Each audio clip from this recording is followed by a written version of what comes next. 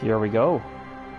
Welcome to Disco Elysium Let's Play, episode 19.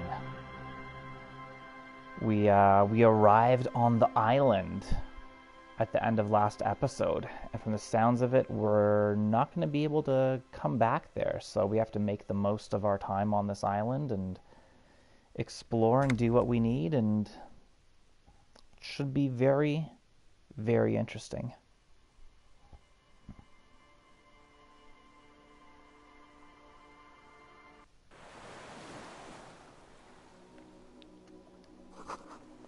A makeshift bridge. The bombs were powerful enough to break the foundation. Hello, KMMA. Welcome to the stream. Nice to have you here, man. The rusted chain trails off into... The chain trails off into the ocean, connecting the island to the supply depot on the coast.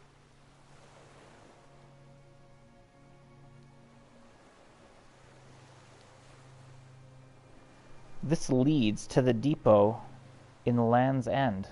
Ah, yes, so it seems. What do you think it was used for? For bringing munitions to the island, maybe? And supplies? You could also lock the bay when you raise the chain. Okay, yeah, that makes sense. As a defensive measure, lock it off that side of the bay. Lock it from whom? From enemies. Enemies of the commune of Revachol. This sea fort was a revolutionary fortification, I believe.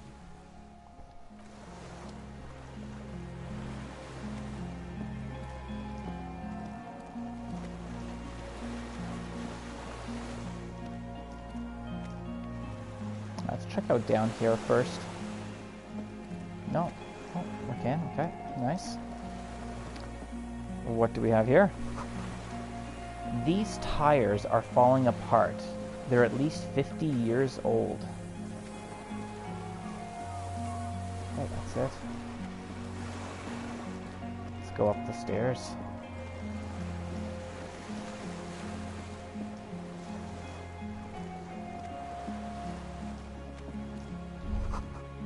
Some fuel has leaked out of the barrel. Black viscous. There's a lingering trace of mazout in the air. Mazout. Not too sure what mazout is. I've heard that word before. Attention. Inflammable.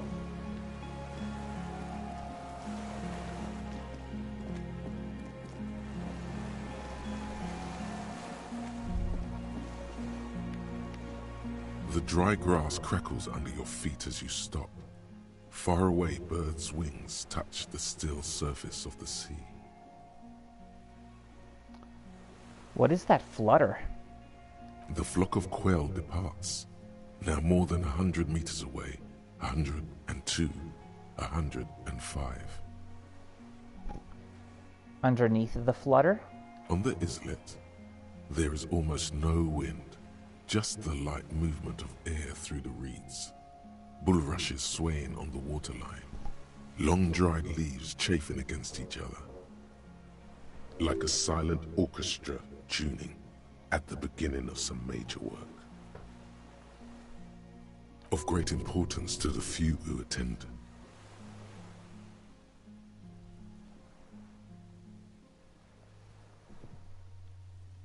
Beyond that, further north. Air flows out of a pillbox window. There is very little there. The air cossets flowers on a meadow. Absolute silence. Reeds motionless. Bulrushes motionless. To the east. The faraway roar of the city, distant like today's dream. Before it, the sound of sand. The low tide filtered through its grains. A bird tending to its feathers. Ahead. A low hum. The air slowly moves through a concrete box, through its ancient slits and cracks, resonating, hollow. A big building. Below the A silence. jitter. A sound impatient to happen, but not yet in this world. To the west. A silent hiss. See air moving through the needles of a pine tree. Kim. Yes? Momentarily, the sounds are swept away. Pain shoots up your right foot and into your groin.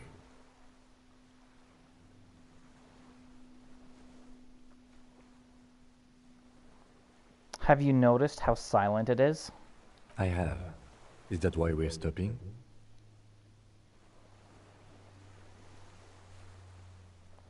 Sorry, let's move. Oh, nice, Merritt. Hope you're having a nice time with the dog, and welcome to the stream. Nice to have you here.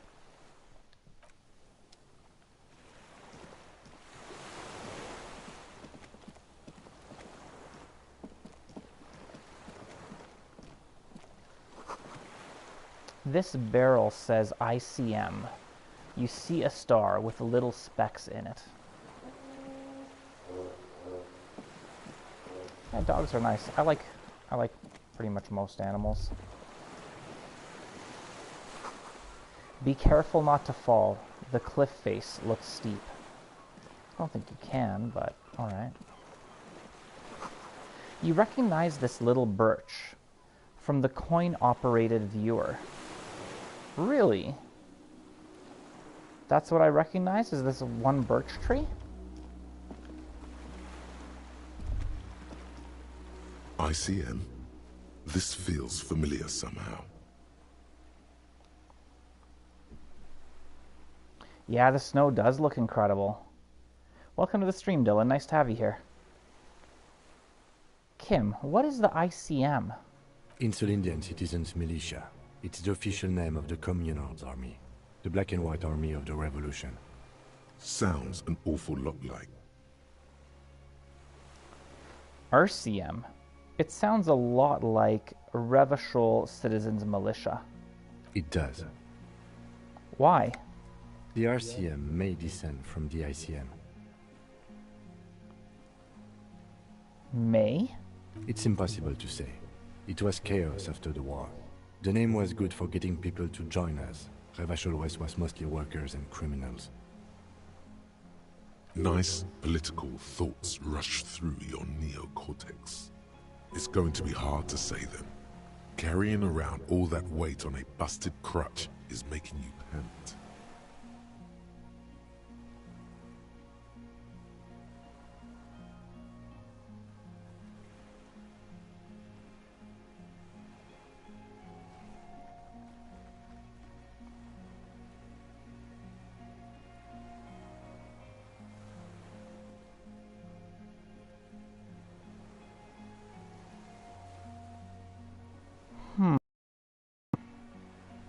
You know, it's sometimes better not to say anything.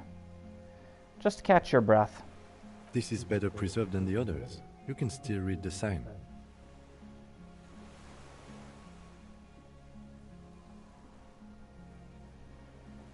He bows to inspect the barrel. A white star. Point to the star on the label. No, an upside-down star.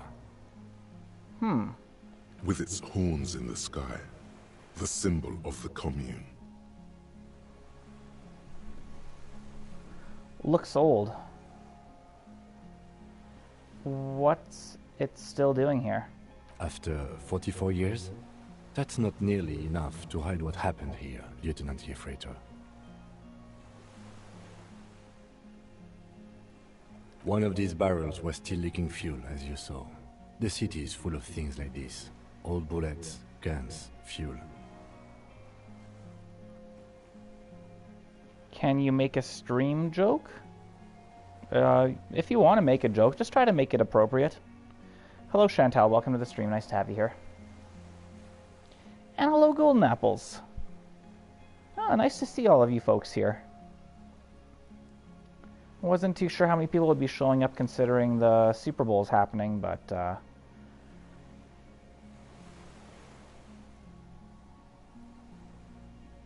like I said, it's nice to have you all here.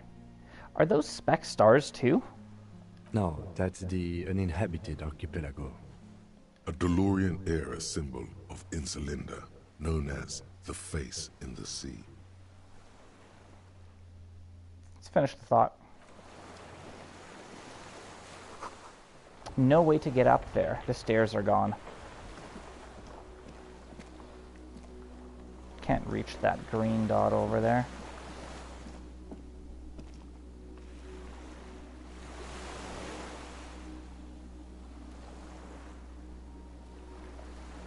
Yeah.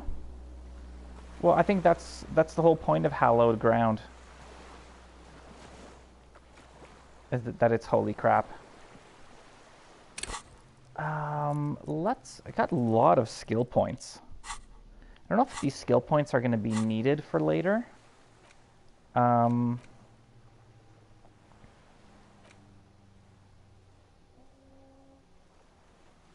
feel like I should internalize one of these things.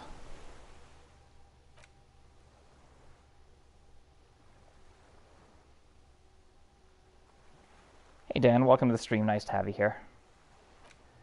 I'm thinking you're only 8 minutes away from this one. Becoming a superstar.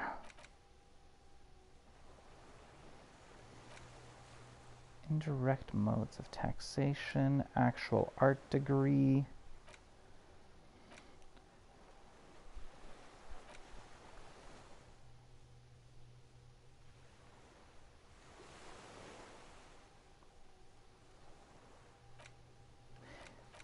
You know what, we're so close to this one, let's just internalize that.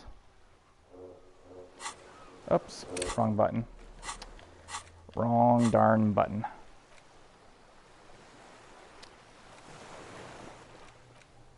Let's unlock, confirm, and let's do the superstar.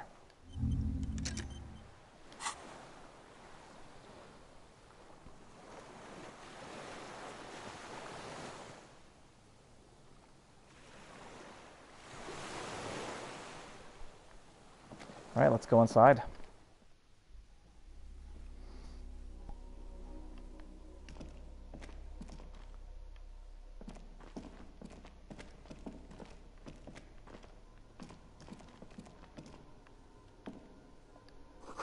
Careful, these stairs have collapsed. Oh, I gotta go around to get there. Okay, understand.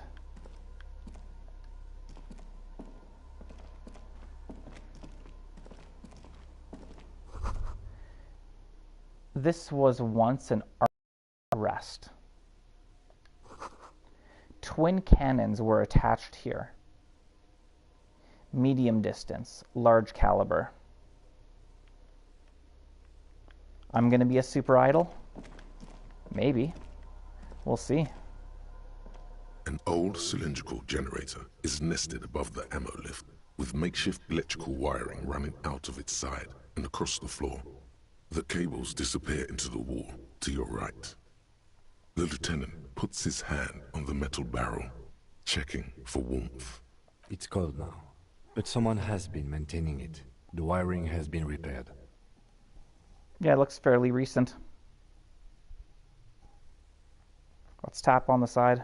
A hollow ring. The canister is empty. Dust falls from the generator and down into the ammo lift. What kind of generator is this? Liquid carbon. I would imagine it takes mazout. He points to the open fuel cap on the side of the dynamo. The kind that's favored by vagrants and fuel thieves. It's been a long winter, long and cold. Nagito. Welcome to the stream, Nagito. Nice to have you here.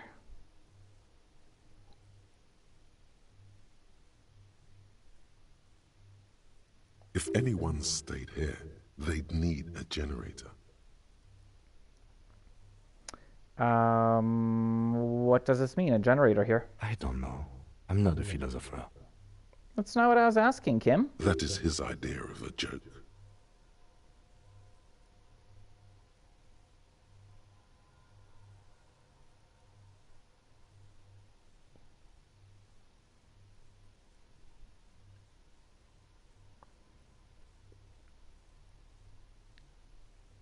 I am. This generator proves the universe is material. Kick the generator.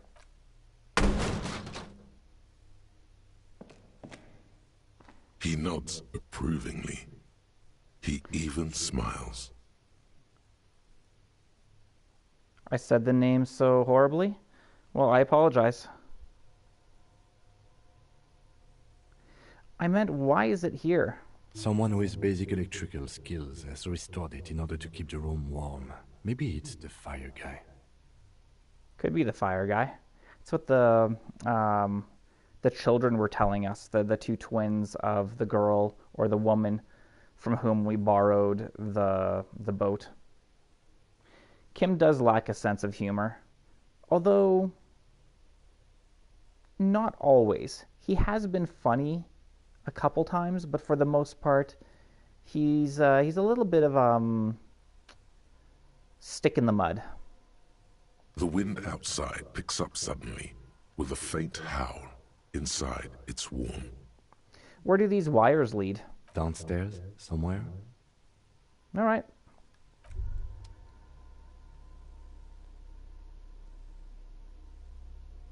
I see, okay. Bent metal, broken glass. Your path lies strewn with the broken forms of everyday objects. So does that mean we've increased our pain threshold? You are the destroyer, the bane of inanimate matter.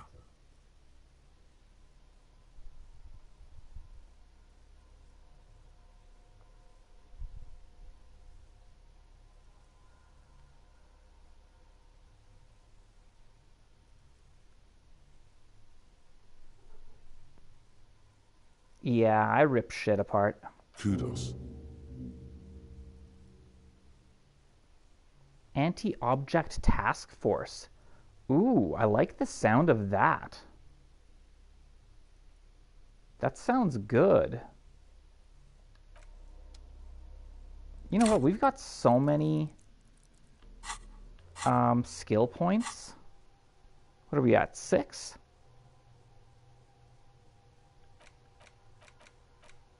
How long is this anti-object task force? 2 hours and 15 minutes? So we'll be more susceptible to pain for the next 2 hours and 15 minutes.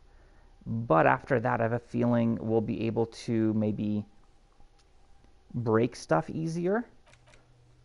Let's go for it.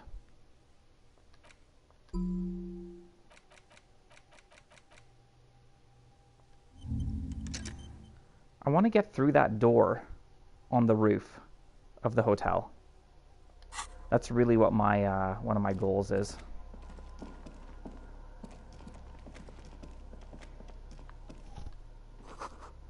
Books, mostly fantastic and historical fiction. Object Destroyer.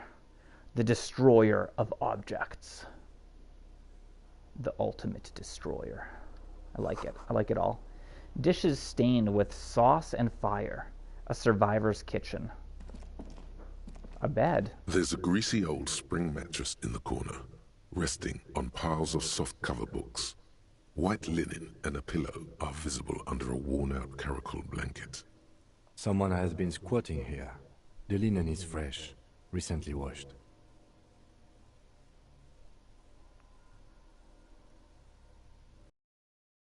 Do you think whoever slept here is... A flash of pain interrupts you, making you wince instead of letting the words out. Oh, wow, okay. You know, officer, you can rest here if you are feeling tired. I will keep watch. You could use some rest for what's ahead. You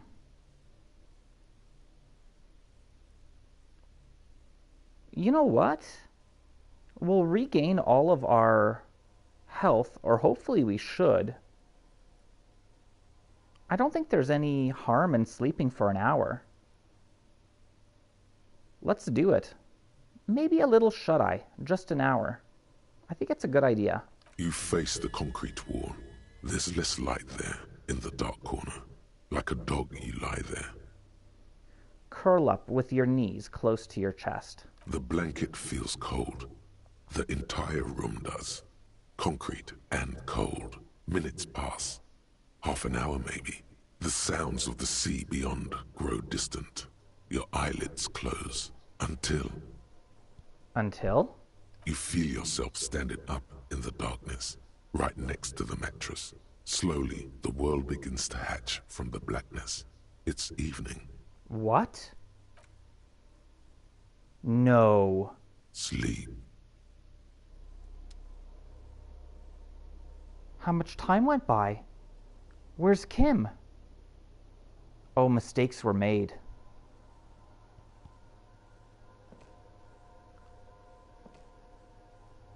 What the hell?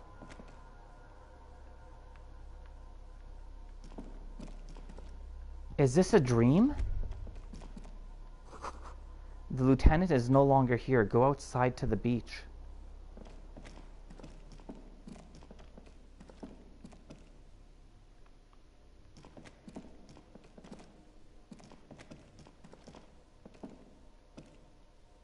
What?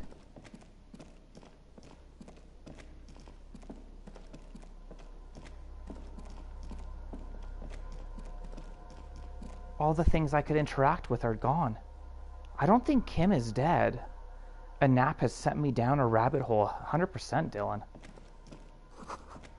The door is still here, closed. Feels strange somehow. You can't get in.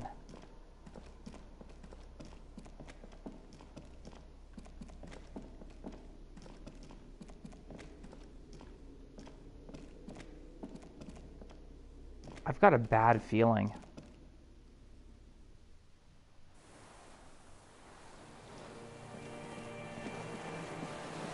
You know what's really weird is I have no clock. I think this is a dream. I think this is a dream.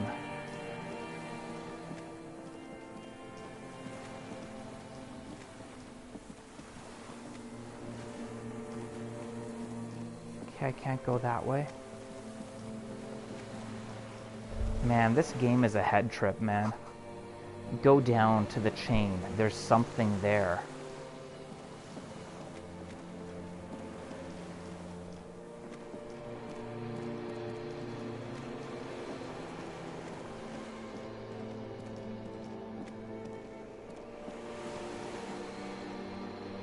Very true, Dylan. If it's not a dream, it's a nightmare.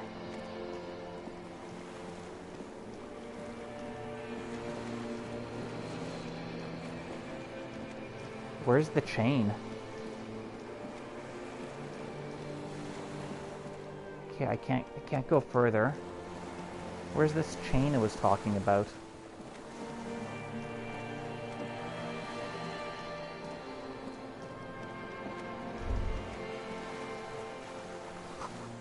Walk into the water. Now.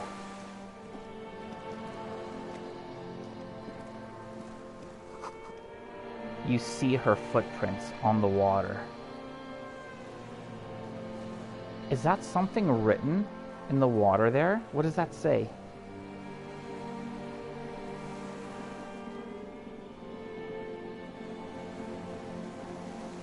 Does that say talk? It kind of looks like talk. Unless I'm just imagining things. Further.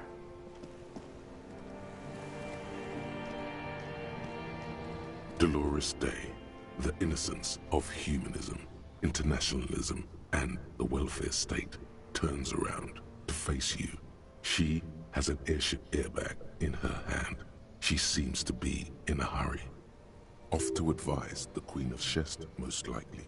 This is the Holy Suzerain of Mwindi and Insulinda. Definitely not your wife. You need to talk to her. Think of the historical knowledge you could glean. Okay. I don't know, man. What is the Holy Suzerain doing here? Something seems off.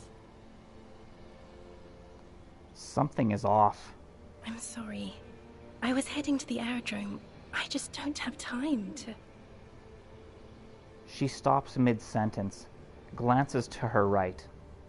then looks at her bag. It is a lucid dream. Where are you going? I'm going to Morova. To live there, in Grad. It's 1 million kilometers away, Harry. Might as well be another lifetime. I think that's an exaggeration. 1 million kilometers away is very, very, very far.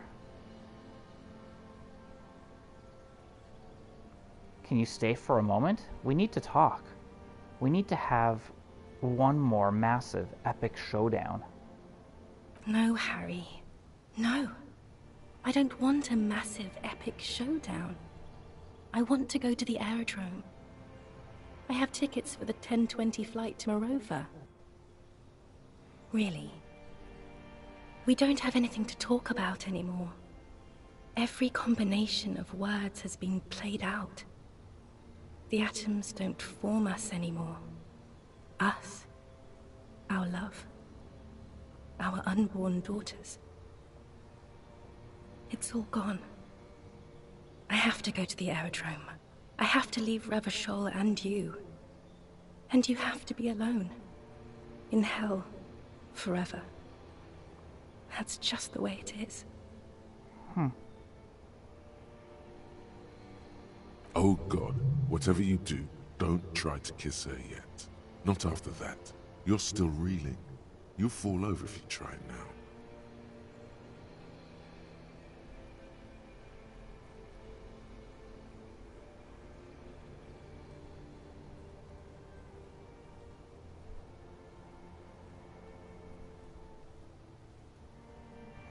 I bought you this figurine of a headless fallen rider. I don't want it. It looks expensive. I don't want it.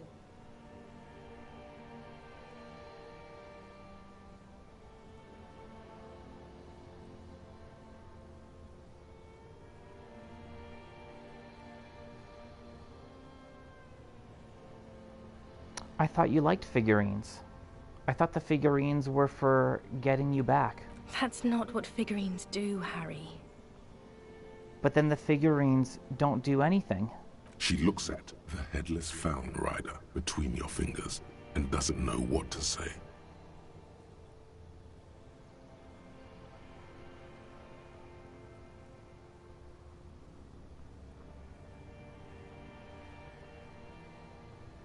What about dice? I had some custom dice made in this place. A doomed commercial area. This is heartbreaking. Harry, I don't want things. I want to go to the aerodrome. Okay, I won't give you things then. I didn't ask for things. It's too late to give me anything. I would have liked the Headless Fallen Rider. Back then. Well, I got a trophy for that. That's kind of cool.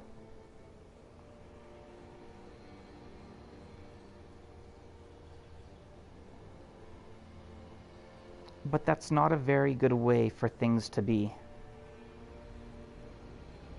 Yeah, the background music is really good. Everything in this game is really good. The art style, everything. It's not. But... She looks at her feet. Little golden sandals cover her toes.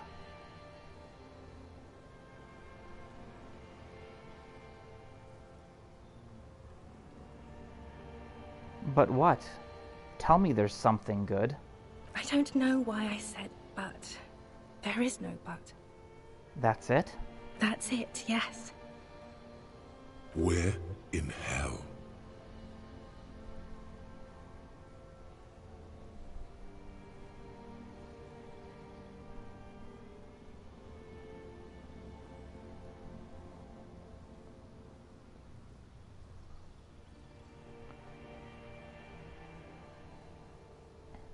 What did she say? Yes. That's it, yes. We've talked about it a million times. You will get over it. Just like I did. People do. Things will get good for you again.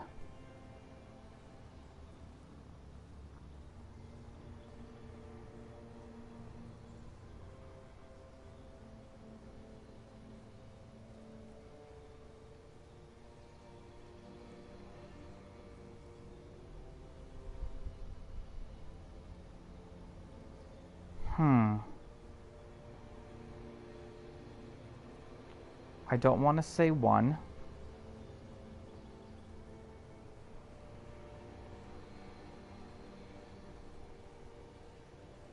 Either 2 or 3.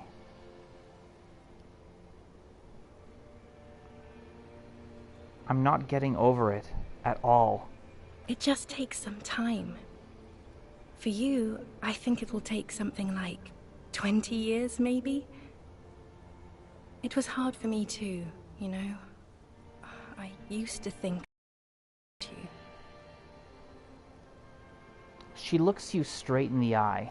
Her irises are light blue, green. But I can.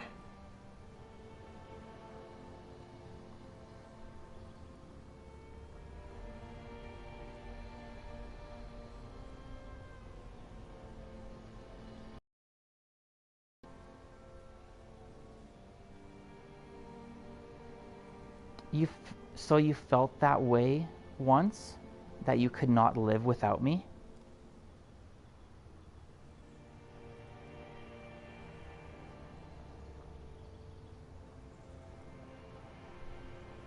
That's not a bad idea. Yes. But that time is gone now. So very gone. 20 years. That's so much time. Yes. It only took me 1 year, maybe 2. Phew. It doesn't have to be like this. Maybe we could try again. No, Harry. We can't. Why? We already tried again, and it didn't work. Is that how it is now? We should just try all good things twice, and then give up. By that logic.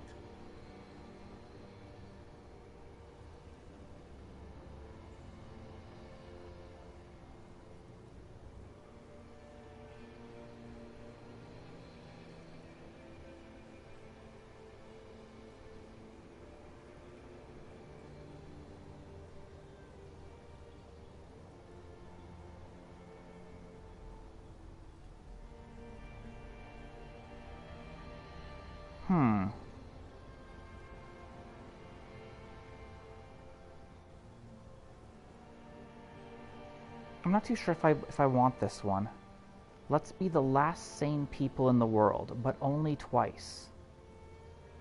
If it doesn't work, let's lose our minds and let it all sink into the pail. Yes, of course. You've got everything under control, and I'm hysterical because I don't want to keep hurting you. She looks away from you. What went wrong when we tried again? I can do it better. I think so. I don't know. Please. She shuffles from one golden sandaled foot to the other. In the distance, a streetcar screeches.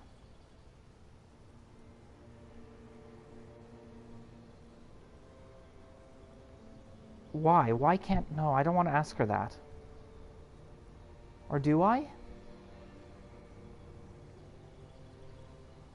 Why? Why can't we be together? Harry, we can't be together because you're insane.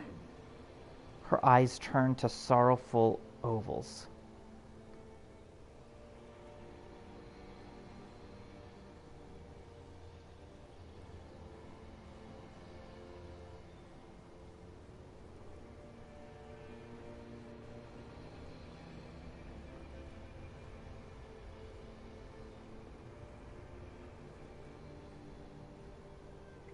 I'm thinking either 1 or 4. Do I ask her a question, or do I say that I'm not?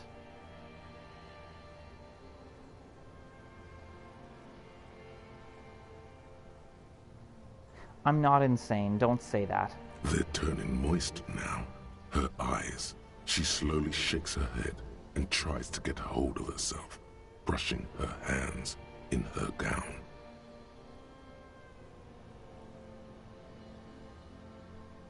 You know what? Let's try it. What do you mean by insane? You know what I mean.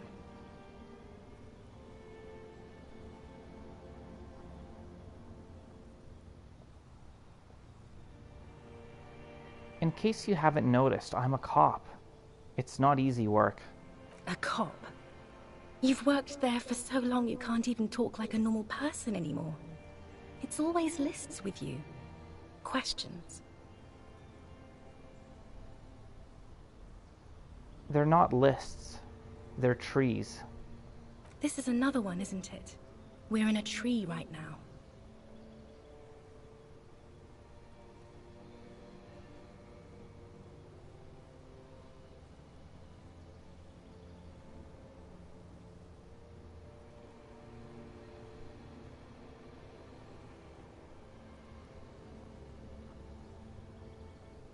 But I like my lists. It's not just the lists or trees or whatever. You get sad, Harry. Too sad. People can't get that sad. It's impossible to watch. No, people can get that sad, Dolores. Other people get sad too, but not like you. You stayed down for too long. You only communicated with encyclopedic trivia. I was so alone. In conclusion, you're ill. You're an old, insane man. And you have to be in hell until the end of your life. And I have to go to Morova.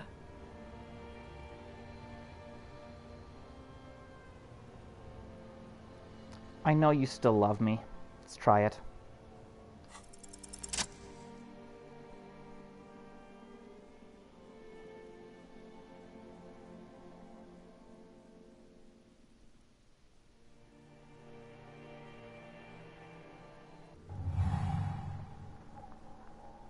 With your feet trembling from the steps you took, tepid and fearful, you stand against her, her body close to you, radiating warmth.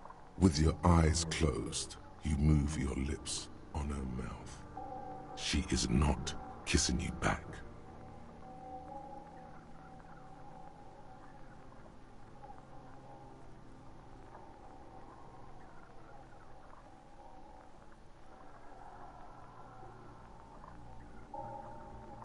I feel her breath. Her chest rising like a pillow, warm exhalations against the side of your mouth, her tender soul moving through her lungs. It did work.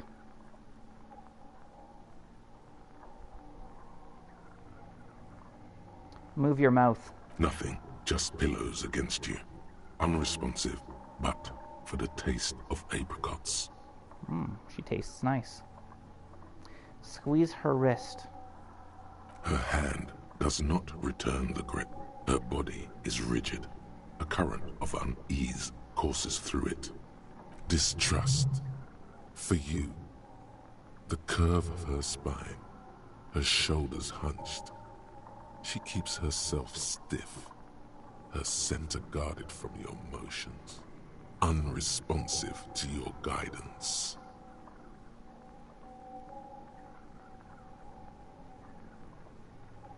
You're not kissing me back. The moment is ending. She is going to move her face away from yours.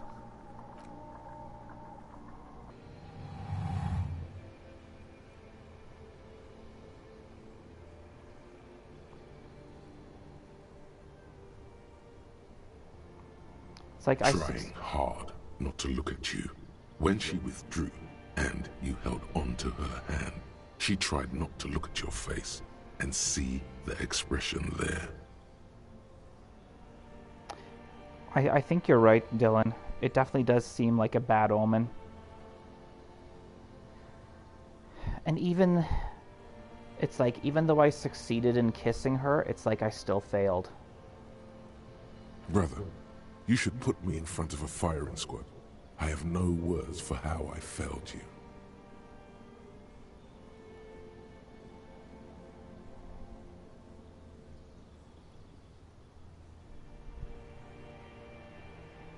Why didn't you kiss me back? Why did you do that to yourself? You know I don't cheat, Harry. I never cheated on you. What does that mean? That's it then? No, Harry. Not yet. There is one more thing you have to see. She slides her hands down her chest and onto her lower stomach and smiles. What? She pregnant? I'm pregnant. Called it.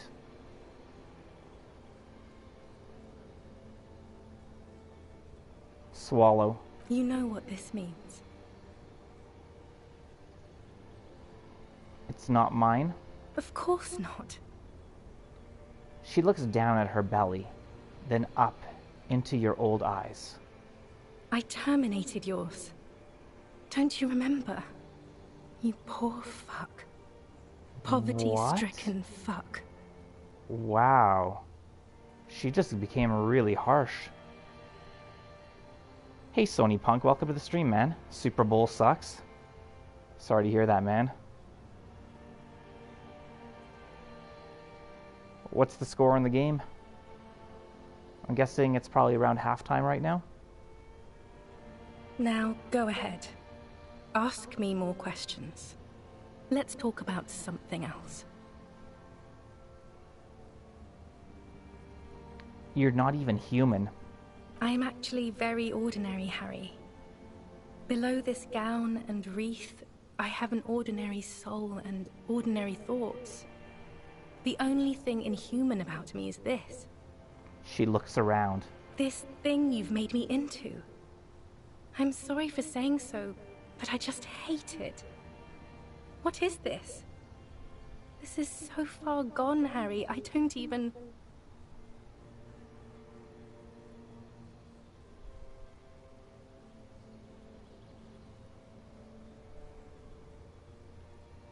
No, you're special. You had glowing lungs. My lungs do not glow, Harry. I am just like all the others. None of us have glowing lungs. Stop making me into some kind of... She will, once you have erected the Temple of Light.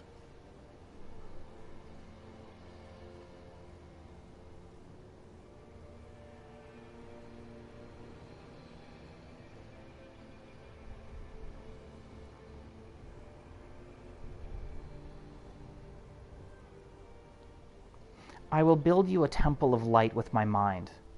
A temple of unimaginable proportions.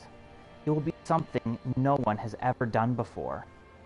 I will build it with computers. An immortal temple of light. That sounds nice. I do want someone to do that for me. Who wouldn't? But not you. I don't want anything from you. All the roads will miss her footsteps when she's gone from here. A completely different world.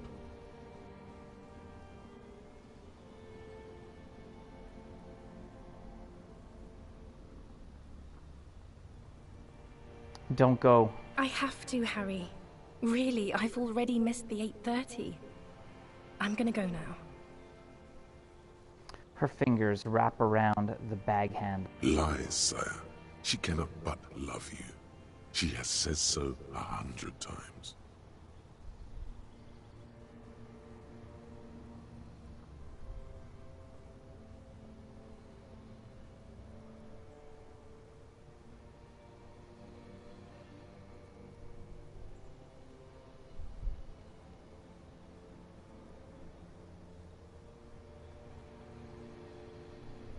Hold on. What is there to do in Morova? Light, life, culture. It's so much better than here. Everything here reminds me of you, and the horrible times we had. The nights we stayed up fighting for our dying love.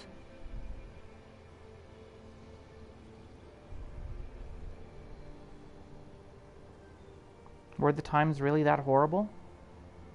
I have to wipe it all off me and be clean again. I want to be a good person again. Not this. Not what you made me into. It is pretty heartbreaking. Halftime show is okay. Cincinnati's leading. Cool. Unless you're cheering for the Rams. In that case, I'm sorry. I'm only cheering for Cincinnati because Robert, one of my subscribers, is cheering for them and wants them to win. So I'm rooting for them on his behalf. But I really have no ball in the game, as the saying goes, or no skin in the game. Is that the saying? No ball in the game or no skin in the game? I think it's no skin in the game. Which is kind of funny because the ball you play with is known as a pigskin.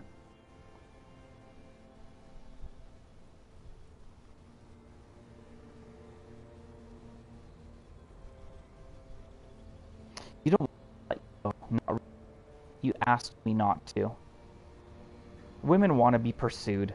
It's like they act. They want to run away or go away. But really, what they want is to be pursued. That was someone else. I betrayed her, overwrote her, and I'm happier for it. And I'm really going now. The time is up. I must be on the 10:20 flight. You don't really care who wins. Will we ever see each other again? I won't see you, but you will see me. Oh, Harry. This is a dream. Can't you see? Obviously. I'm already in Morova by now. Who knows how long ago this happened? A year? 2? 5 years ago? Stalling for time. How will I see you again then? Right here, tomorrow night. Once this dream starts happening, it keeps happening. 3 times a week, at least. And Harry, it really, really looks like it started happening again. There's the video rental. I'm suffocatingly beautiful and young. And I smell of tutti frutti chewing gum. Like I did that time when I asked you for forgiveness. After leaving you the first time, so long ago. Yeah, that's a woman for you. She hurts you and then asks you for forgiveness. Hey Devil, welcome to the stream, man. Nice to have you here. Everything's good. This game is incredible. You really should. You really should continue and play this all the way through.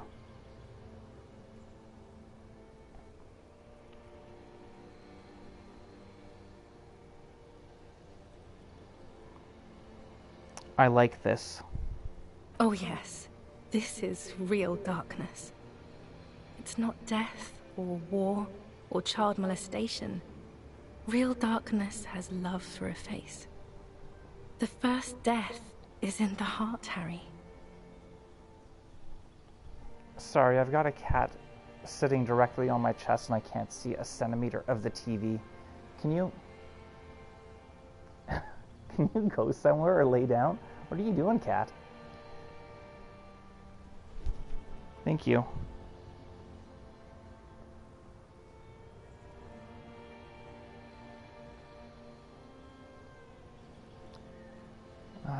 It's not death. See you tomorrow. Okay. I guess when I sleep tomorrow, we'll see her again? Or so...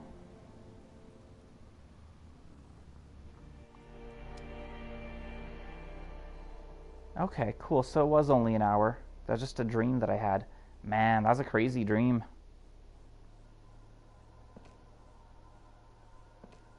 You're up quick. How was your sleep?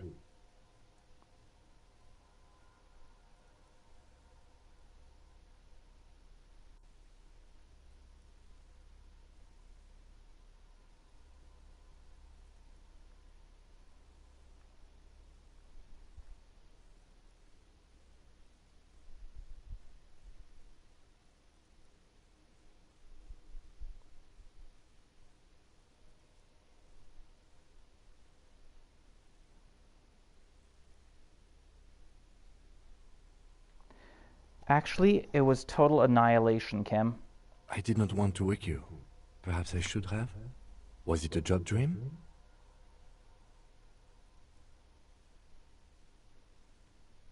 No, an ex-wife dream.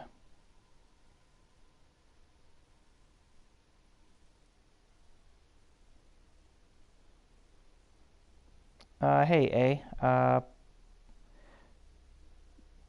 Please be respectful to others and try not to spam. Thank you. No, an ex-wife dream. The lieutenant nods solemnly.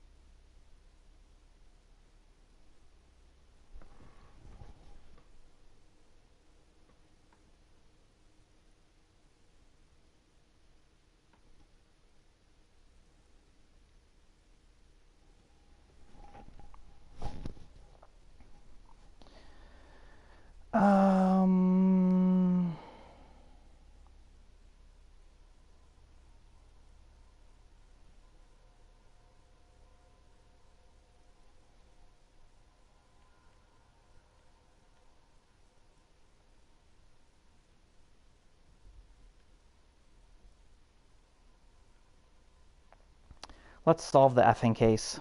Are you sure you're okay? You thrashed around and you bolted up, half covered in blood from your wound.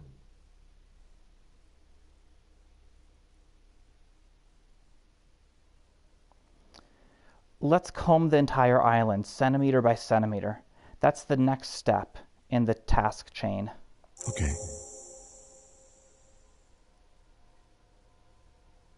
That's all good, Dylan. I've don't get them too often, but it happens on occasion. Frank's live? Cool, cool, Merritt. If you want to go watch Frank, please don't feel that you need to stay here. But yeah, I'll be over on Frank's stream probably in about an hour and 10 minutes. I'm gonna go for another, obviously, hour and 10 minutes, but.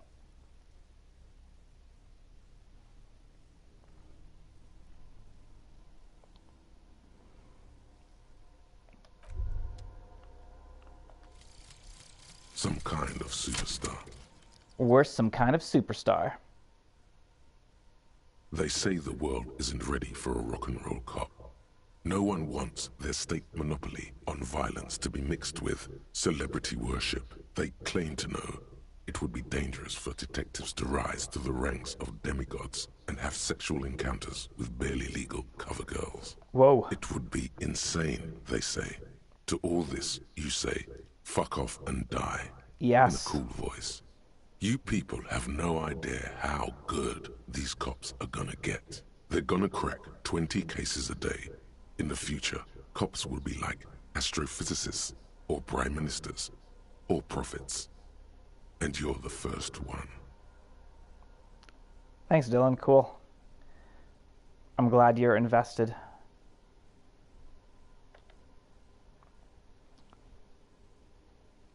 -1 logic. Price of self-delusion. My learning cap for visual calculus was raised to 6. Same thing for suggestion, electrochemistry, and composure. I don't know if that's a good thing. But I guess it is what it is. I'd rather have more logic, but... And how is it self-delusion? Thinking that you're a superstar. Or feeling like a superstar.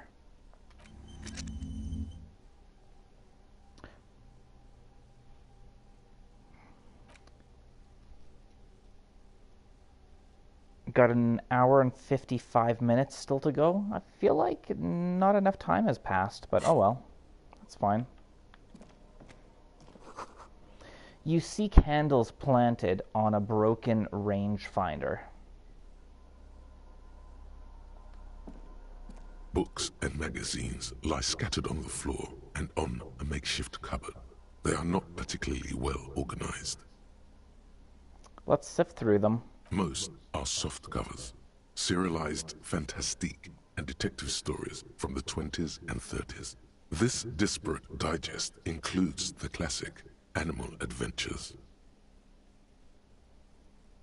Among what is mostly commercial fiction and serialized stories, you find magazine cathodique for electrical engineering. Then it's back to pulp. Light erotica, an international thriller about circuit benders. Someone's made themselves a home.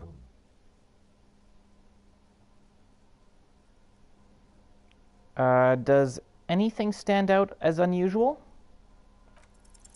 Oh yes, under the bed, there is a rather extensive collection of critical theory, that is, dour, life non-affirming left-wing literature, published by small imprints such as Abattoir Firm and Ouzia. It's not exactly like reading.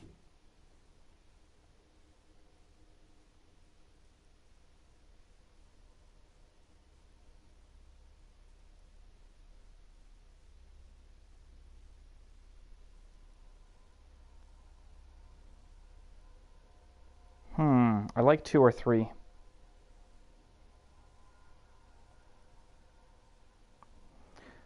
Let's go with 2. Look, Kim. Deranged commie ranting. Ooh, yeah. I agree. Humanitarian sciences. It stands out. Not a lot of critical theory around in Ravachol West.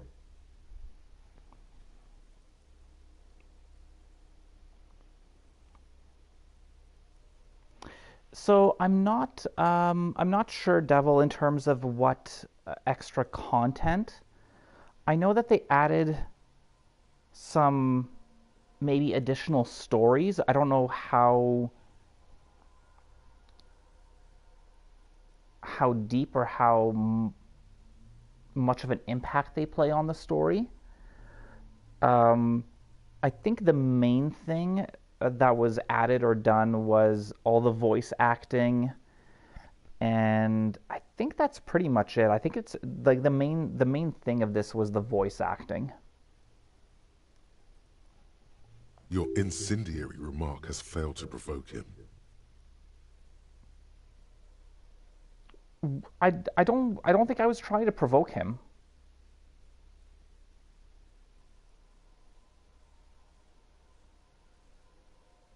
Wasn't there some in the communist students' room?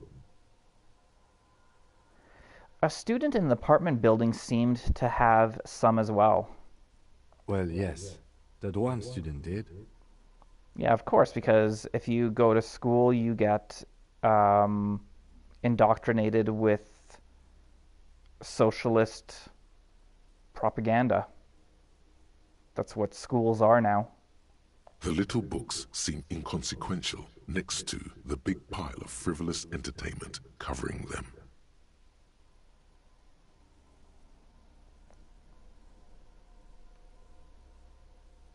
Critical theory books, what do you think this means? Again, I am not a philosopher, but whoever has lived here, they have some education and a certain set of interests. Interesting. All right.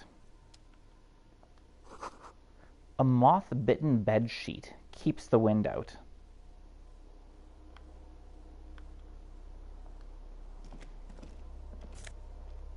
Ooh, is that a new jacket? A shirt. Cool. Isn't that a fancy shirt? Fallen? I think I remember them saying that fallen attire is fancy and expensive. This fall training shirt has seen one wash too many. One short sleeve, one long sleeve? That's weird. It retains its unusual design, one sleeve short, the other long, but little of its original colors. A giant F swooshes across its chest, now in gray. Cool. Oh, what's this? Ooh, a scarf. Okay, let's make sure we didn't miss anything here. Okay, no, I think we're good.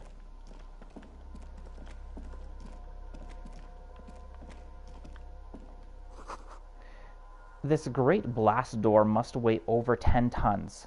Rust peels off it. Oh, before I forget, let's do a save. Because we've been playing for an hour. I don't want to die and have to redo all that.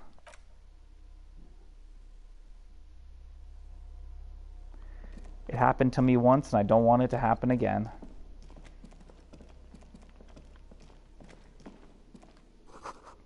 The hatch is jammed shut.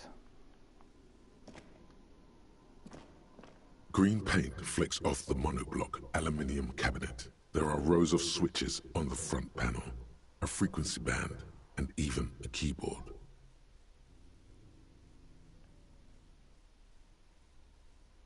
What is this then? The console of an anti-computation device.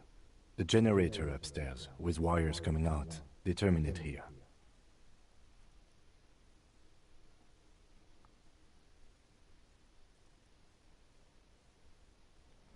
What does this console do? Urgence, ouvert, allumé, radiodiffusé. Sounds like this device was used to control the electronics here. Maybe it still does. This device was used to control the electronics in the room. It could open doors, control lights, function as a radio computer. Oh, interesting. Yeah, it only happened to me once, Dylan. But when I did die, I lost about an hour's worth of a game.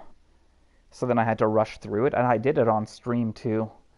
The game seems to be pretty generous with saving. It feels like it saves every half hour, but once in a while, it doesn't save. So yeah, definitely remember to save. It's because you don't want to die like I did and have to redo stuff. It can be pretty disheartening.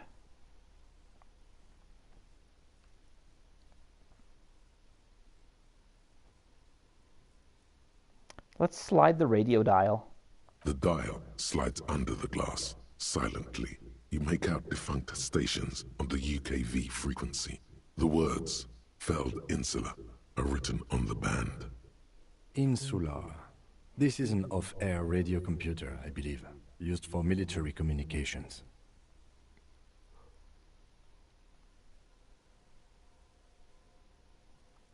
Let's push light interior. Nothing happens. I'm not going to press emergency open. I feel like that's not something I want to do hastily. So let's leave that. If we find a locked door, we can come back and do that. But I really don't feel comfortable doing that. Water rushes below. Far down below.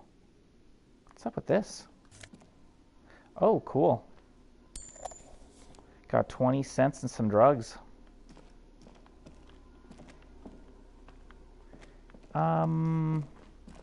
Shoot, we've got two doors. I feel like, oh, what's this? More money and more drugs. Let's take it.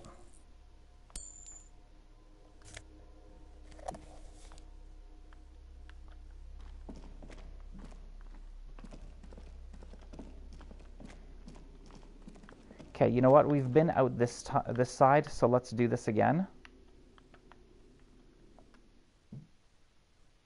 And because we kind of know what to expect. A firing slit. You can't see inside. Could that be where they shot from? It must have been a direct hit to take out such a huge chunk. That wasn't there before, that damage. I don't think so. I don't remember that damage being there. The distant sound of cargo ships. Signal horns echo on the water.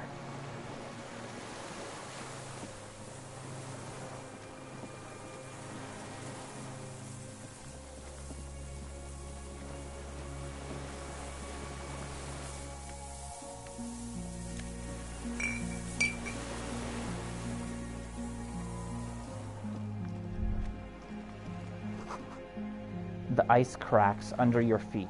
Be careful not to fall through. Okay. Yeah, I'm not going to walk out any further. Although we did, you know what? We just saved. Let's walk out to the edge. What's the worst that could happen?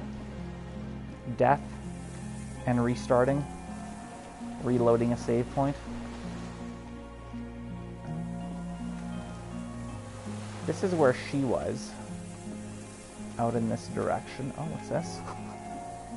The winch is broken. Rust has eaten what remains of the chain.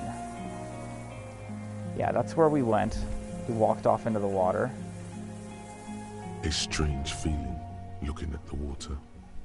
Maybe you should just wander off into the sea. Leave it all and walk in.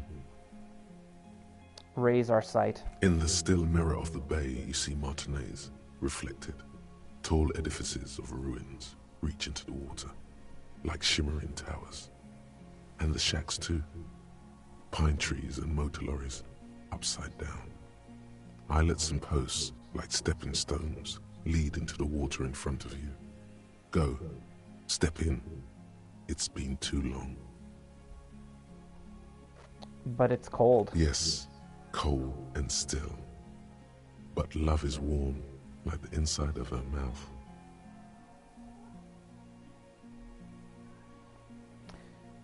No, no, no, no, no. Yes, yes, yes, yes. Why? Perhaps there's someone there, under the water, waiting for you, where it has always been, smelling of tutti frutti and betrayal. Smelling of tutti frutti and betrayal. I like that. Let's shake our head.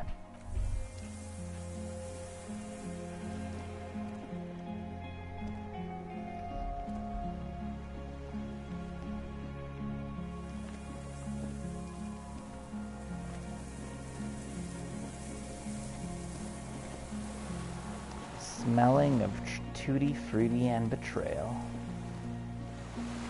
Can we get up there? The inside of the fortress, you make out the console and the blast door.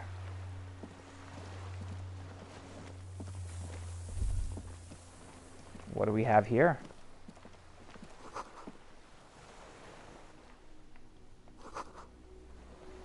The depot that supplied this chain is long gone from the coast. Oh. A fuel canister. An old medicine cabinet, newly stocked with Dramamine.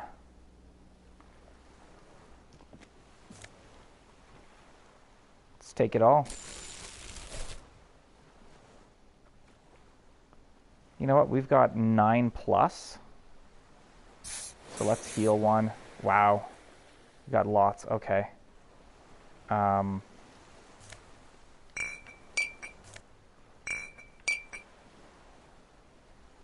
this? There's a rain-soaked mattress on a concrete slab, only half covered by the crumbling roof. At the head of it, double embrasures, firing slits like two eyes in the wall. They could have shot from there, man. Yep. Laying down on your stomach so that you're more steady. Sounds like a sniper nest. B triple prime. This looks like a good place to shoot from. Let's inspect the wall. There's a firing slit in the wall in front of you, like a little window. Let's touch the concrete first. Quite old and grimy, from years without cleaning by anything other than the rain. Let's look through the hole in the concrete. The springs screech as you lean on the mattress and crane your neck to look out. That was cool. Did you hear that? Either I just got like my tinnitus, or that they had that high-pitched whine that I get when my tinnitus kicks in. A small piece of Martinez coastline opens up in the square in front of you, like a tiny landscape painting. 1 kilometer across the water. The ruins look familiar. On the left. A towering skyscraper, its top floors shaved off by artillery fire. Capeside apartments. Rue de Saint-Gislain, 33A and 33B. On the right. The red chimney and collapsed back of the 4-story tenement in front of the whirling in rags. Rue de Saint-Gislain, 10. The doomed commercial area. And between the two? The box-shaped silhouette of the whirling in rags. Its sloped roof, a tiny fleck of light catches your eye on the rooftop. Sunlight reflecting off the upstairs window of Clausia's room.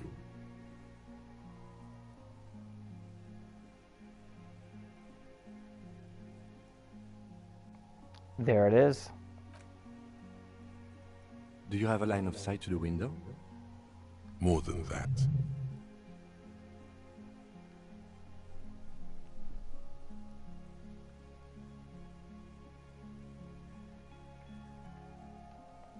Kim, with a pair of binoculars, I would be able to see inside the room. A pair of binoculars? Or a scope of a rifle? You'd be prone, lying on a mattress, barrel resting on the embrasure. It's pretty much what I said. I think we have it. The origin of the shot. This is the sniper's nest. It is the sniper's nest. He pats you on the back. 3 small pats in a row. Pat, pat, pat. Affirmative.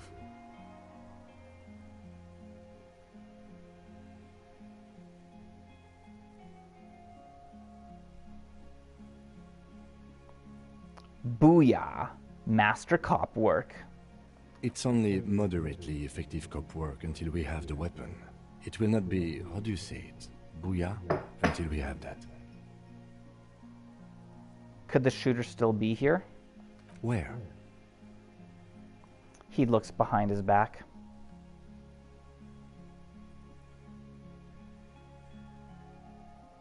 On the island. He does not answer, just nods. With his back hunched, he looks around once more and says, We should move now. Shoot, okay, let's go.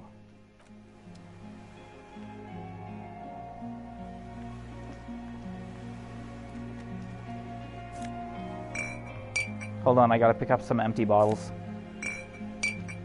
I know there's a sniper that might be looking to shoot us, but I need to pick up these bottles, dude.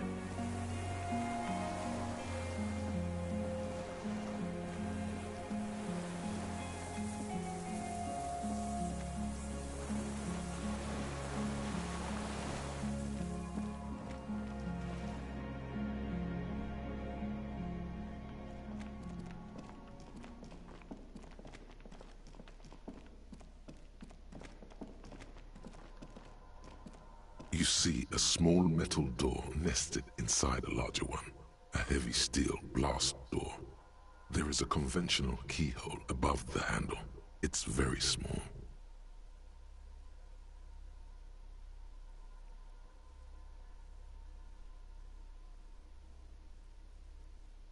What's on the other side? Another part of the island, probably. The lock looks like it could still be usable. How do we open this? Maybe this is one of the doors we don't open? He looks at the door, then at its bigger brother, then at the lock. He's right. It would be better to open its big brother. A powerful engine hangs under the ceiling. It must control the blast door. So that's going to be that button that we have on the control panel.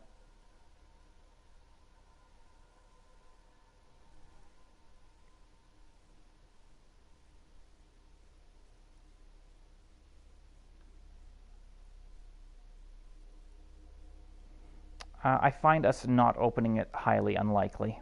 All right, I retract my statement. It was naive. Let's look around and get it open. You got it, man.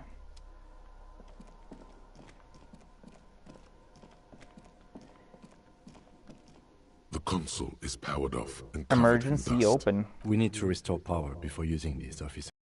The generator, it didn't look like there was fuel in it. We should look around outside. There are barrels all over. Maybe one of them still has something in it. The Okay. boat engine.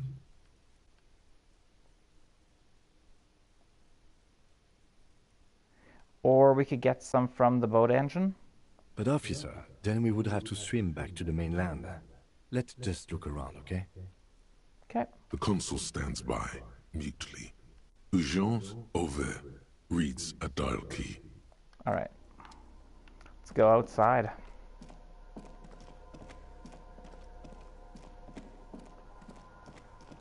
I didn't see any barrels by the beach, so maybe some here. Oh yeah, we did see some barrels because they were leaking. Where are those leaky barrels?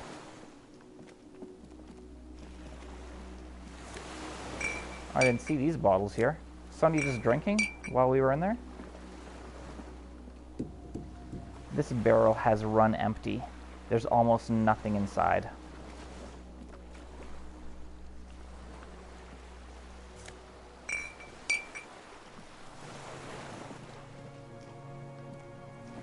Damn it. I know it's dumb, but I want to pick up all the bottles. Not enough fuel. You'll have to look elsewhere. Yeah, I know. I know, game. You don't need to tell me.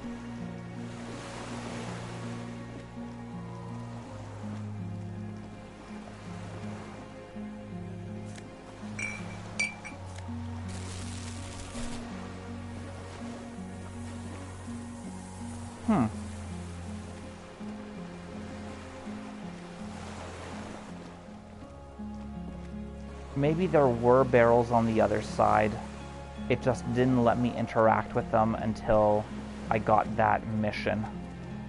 I bet you that's what it is.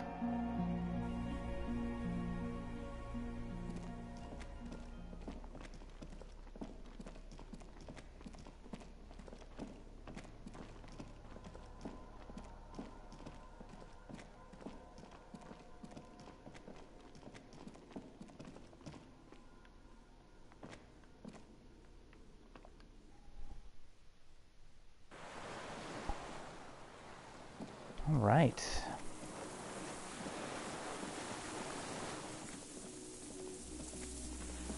Did we see barrels out here? I feel like I didn't see any barrels.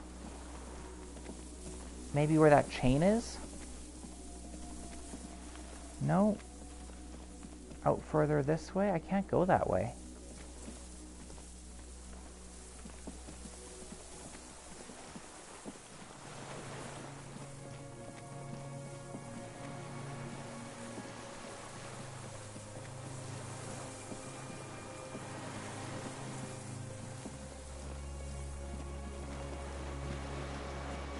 Oh no, we want to go up, back to the nest.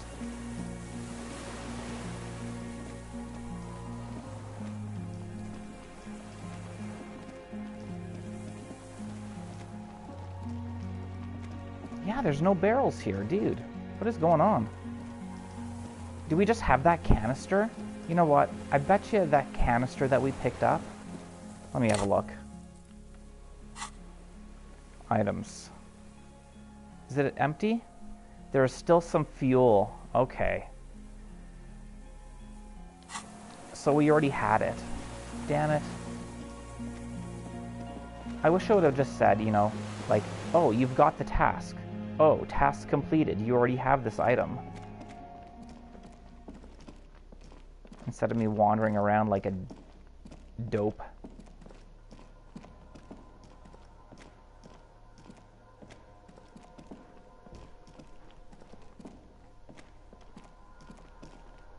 This old cylindrical generator waits with its fuel cap open.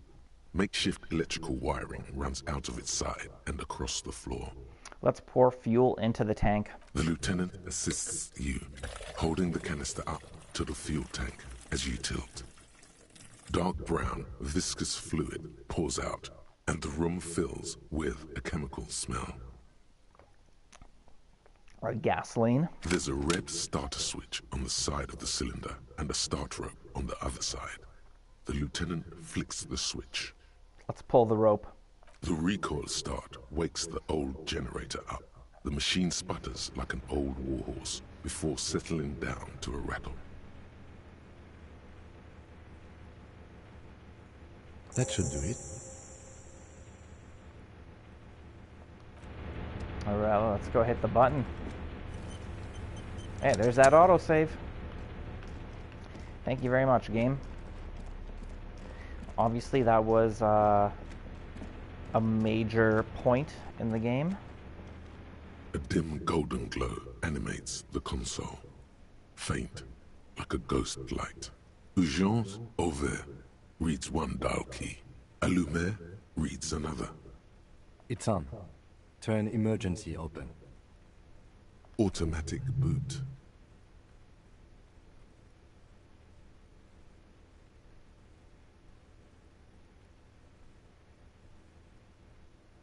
Automatic boot? What?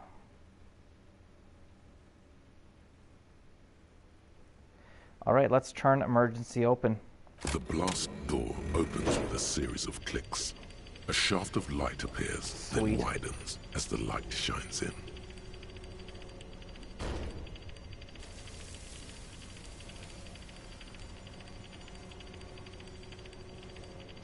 Wow, that was one heavy-duty door.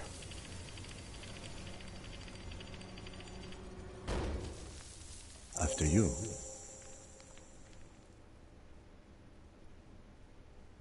What if we get into another fight? Don't worry. I have a gun. I don't have a gun. Extra good that I do. What's there? Yeah, imagine having that kind of a door. Whether it's to, like, your garage or your house.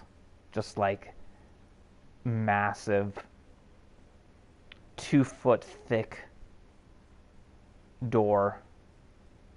Solid metal. Just awesome. I don't know. A thin wisp of smoke rises from a charred black fire pit. The wind picks up, then dies down again. Okay, so a recent fire. Somebody's been cooking something or keeping warm. Well, I guess this is it. We're going out somewhere. Every time you would get the mail would be a major event. Hey, honestly, for me, every time I go check the mail, it's a pretty major event as well. Even though I don't have that kind of a door. I love going to check the mail. As long as it's not freezing cold outside. Small white flowers blossom all around you. Yeah, those are really nice. I didn't notice those. That's kind of cool that it pointed it out. I like that. A rubber dinghy. A rubber dinghy. It's deflated. Broken.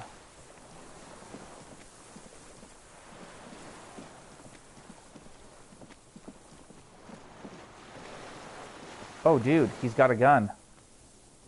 That's the sniper. Let's go pick up some bottles.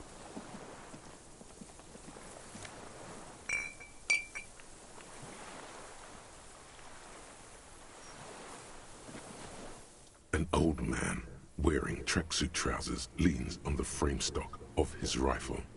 He gathers a big ball of spit in his mouth. I've got a prediction. I think he was hired.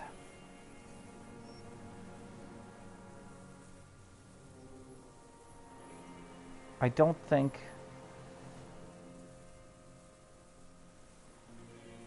he had anything against the guy that he shot, whatever his name was, Lily. I think he was hired.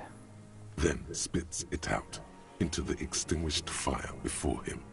He raises his black eyes, hooded by creased eyelids, to meet yours. Unclouded by cataracts, his eyesight is sharp.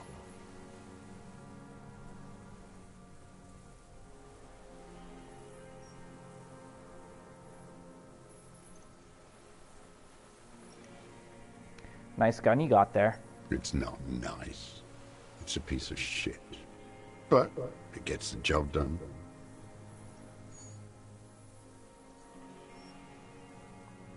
Is that a Bell McGraw? It's a Triangong 446.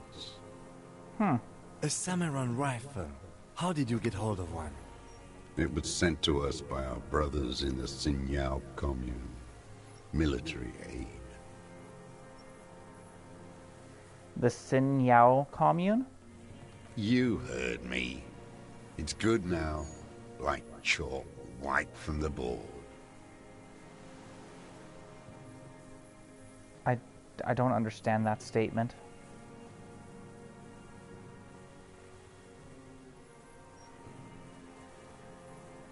Did you close the blast door? I did. And you opened it. How? I fueled the generator, then used the console. I should have burned that console down. He shakes his head. How did you know I was coming? Reactionary rock and roll music. Playing on the water. Oh, yeah, I forgot about the music. Told you we shouldn't play sad FM.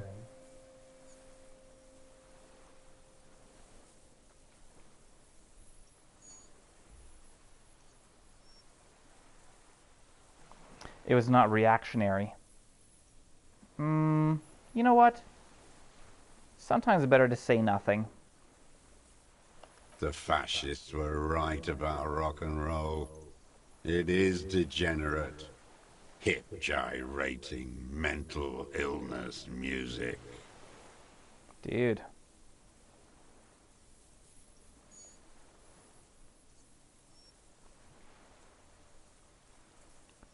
Are you the fire guy?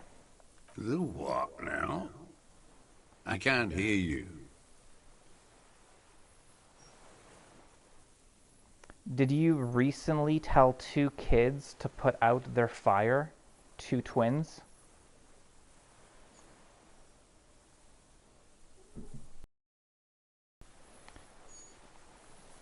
Sometimes the best thing is to say nothing, man. It's always best, it's good to know when silence is the correct choice. Not only in a game, but in real life. People spend way too much time talking and not enough time listening. I may have. All sorts of little rats have come sniffing around, trying to give up the position. The position sounds like a hiding place.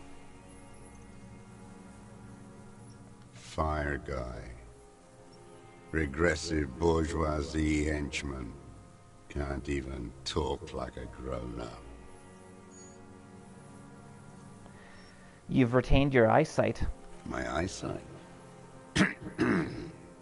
Yes. Helps me see all the shit.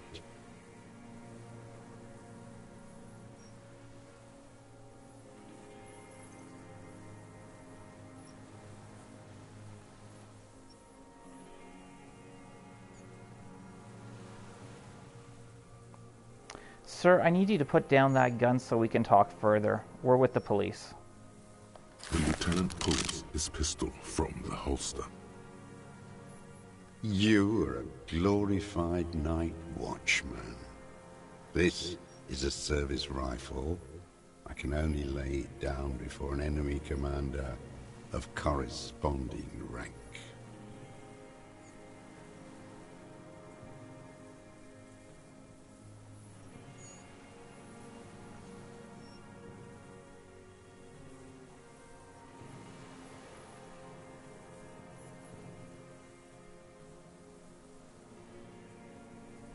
Kim?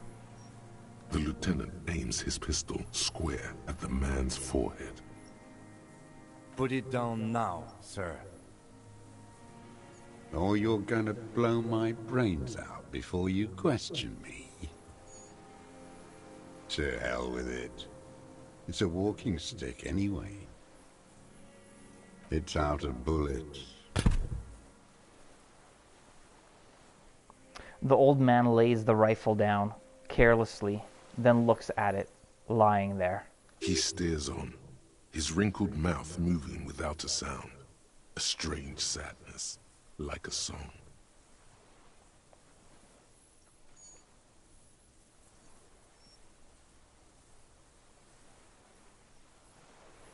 What did you say?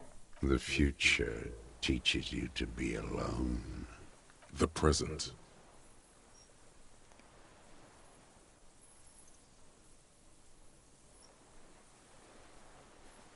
The present. The present to be afraid and cold.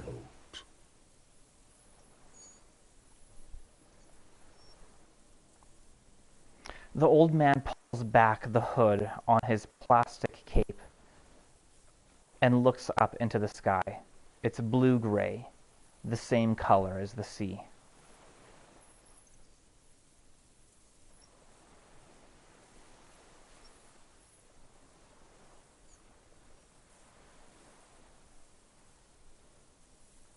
Those words, the future teaches you.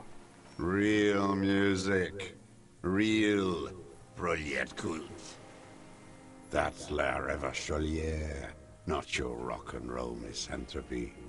Chanson de soldat of the black and whites.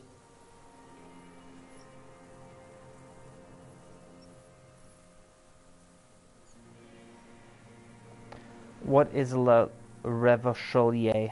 It is the anthem of the world revolution. One of 3. In Grad, they sang brave children, favorites of history. And in Sinyao, it was some Samaran shit, I guess. How does it go, the song? How did it go? He looks at his gun on the ground and shakes his head slowly. Something about shooting rabbits. I don't know. I can't remember. It doesn't matter. It's gone now.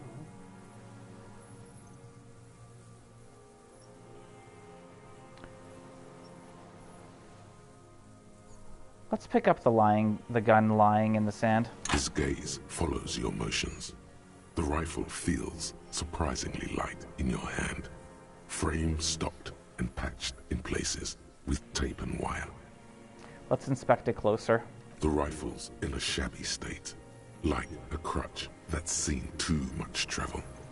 Hieroglyphs are embossed into the forearm, made of walnut. On the butt, you see Vespertine writing, burnt into the wood. Triangong, 4.46mm, made in Sinyao.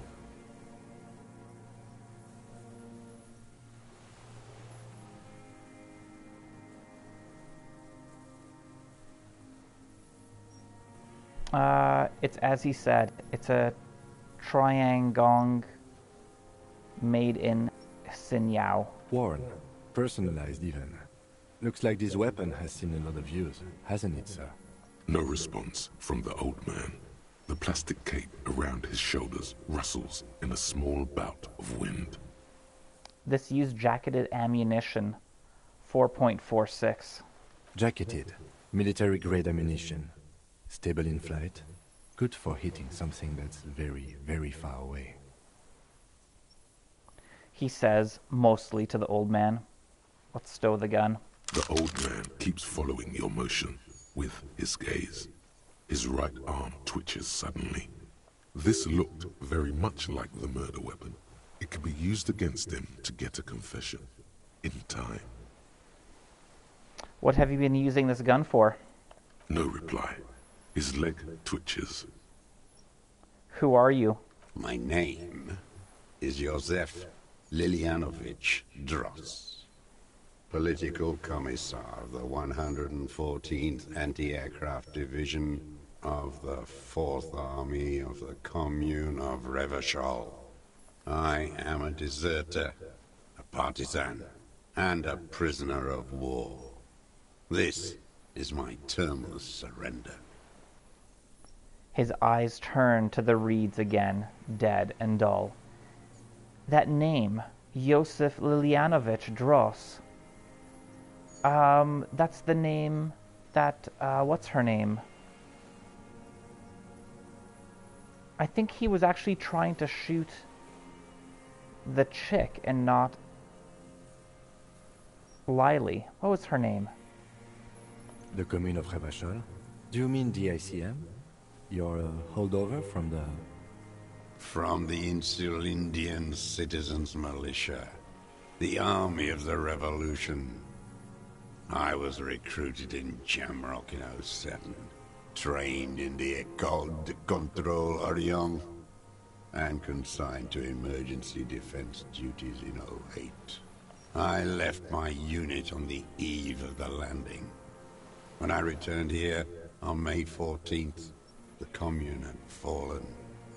Still armed, and ideologically trained, I wrote a criticism of myself and resumed partisan duties. 51 minus 8 equals 43. You've been on this island for 43 years? No. I've been on other islands, too.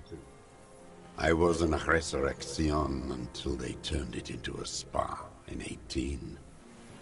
Then I was an E-48, a nameless sound, until the sea washed over it. Then I came back here. That was 22 years ago.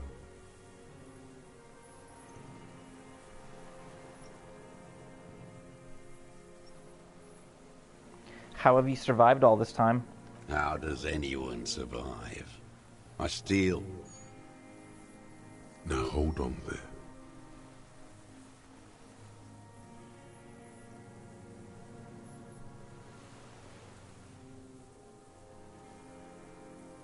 What do you steal? Supplies, vegetables. I collect rainwater. It's the life of a dog, not a human being.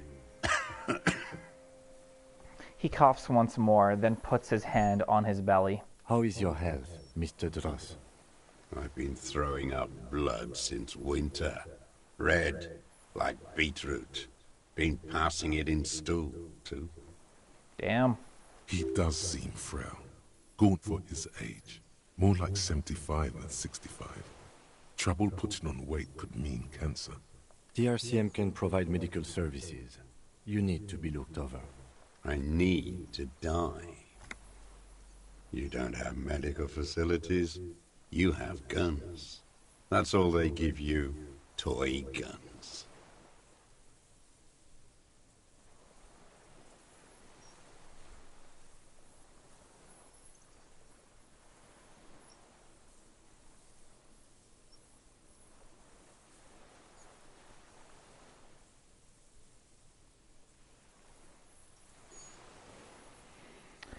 This is a serious situation. You need to be looked over, and we can do it.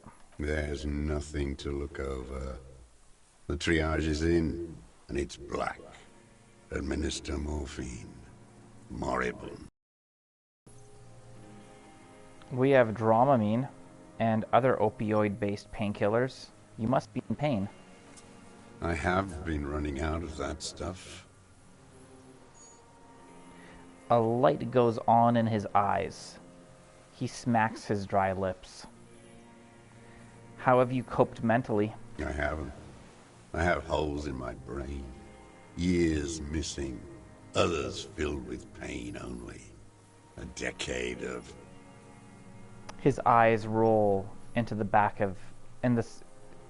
His eyes roll into his skull and back.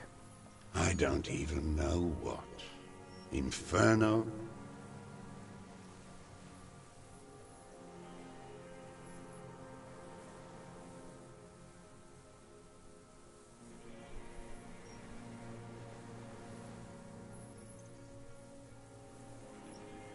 I notice the lieutenant is about to say something. I'll let the lieutenant speak his piece. I would imagine it gets tremendously difficult, mentally, to live in isolation. Traitors. It's better alone. I watch the people of this city turn the lights back on, more and more each year. Ruins, glimmering in the dark, like a fucking merry-go-round. It's disgusting.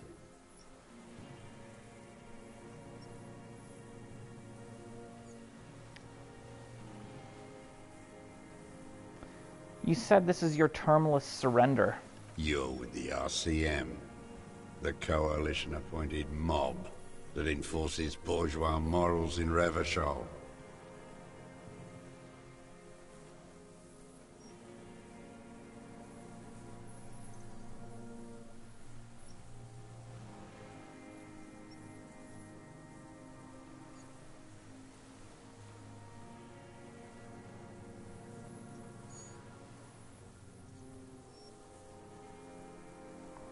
We're with the RCM. Let's leave it at that. Let's. You represent the Moralist International, the enemies of humanity who took this city. I represent their adversary, le Parti Communiste dans le Monde. I'm gonna enjoy arresting you, dude. Take me to them as a prisoner of war. I have relinquished my weapon. I can no longer serve. No superiors can relieve me of my duty. You bulldoze them all to a mass grave for trying to free humanity. His hand shakes and he breaks into a coughing fit. A spray of blood from his mouth on the black charcoal in the fire pit. Rene, the royalist on the coast, said,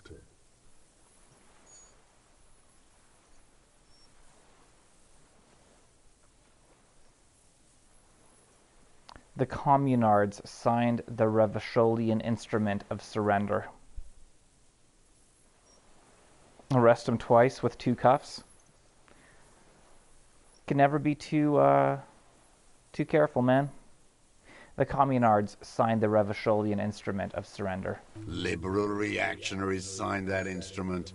Traitors who should have been burned alive. I answer to the Communist Party.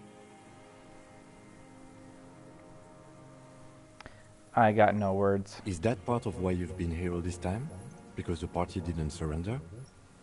he just wipes the blood from his chin.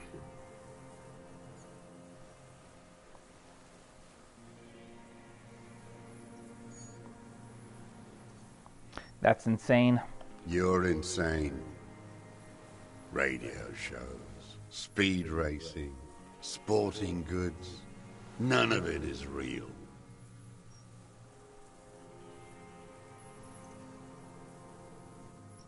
How have you concealed yourself all these years? It was hard in the tens. I didn't have partisan training. They were searching for stragglers, those bloodhounds. Floodlights on the water at night. There were posters, campaigns. We communards still hoped, and they needed to snuff that hope out. The East capitulated. Martinez and Cold City were turned to dust. But Jamrock, Forburg, even Coron, and Boogie Street, of course. Those fucking kips had Marsov coursing through their veins. And others too. Some cordons of Revachol was still fighting. There were cells. I tried to contact them. Soon they all went silent. The frequency's dead. How did you get between here and the mainland? At night, I used a dinghy. I only went after dark then. When I got to the city, I stayed underground. Patrols, you lot, the commoners too. They'd started snitching. In the city, you move underground? From bunker to bunker. Not anymore. No one cares now. I don't even have to hide. They think I'm another antisocial vagrant. I could walk straight into that town if I wanted. I just... He falls silent, his gaze fixed on the shacks huddled together across the water.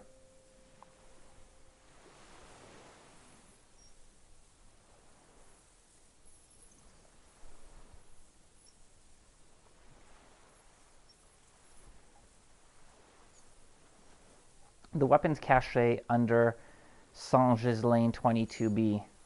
In the basement. Have you been there? So you finally found it. There must have been a small squadron's worth of arms in there.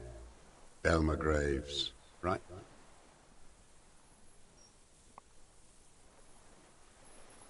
They were damaged beyond use. I know. So you've been there? Sleeping. Some nights, ammo scrounging on others. Those McGraves were shit, even before they corroded. Some had bullets in the chamber, however. You feel the dots connecting. Little dots on the map he's walked across. Why don't you just walk there? I don't want to. They're all traitors. Pigs, rabbits, and dogs. Men without ideals are only animals. Don't think I can agree with that statement. There's a small bunker under the Feld building. Have you stayed there? The propaganda bunker. I used to, but not anymore. Propaganda bunker? They stored leaflets there. Broadcasting equipment, too. Made broadcasts, I think. Propaganda officers. I buried them with their leaflets. They killed themselves. 2 young boys.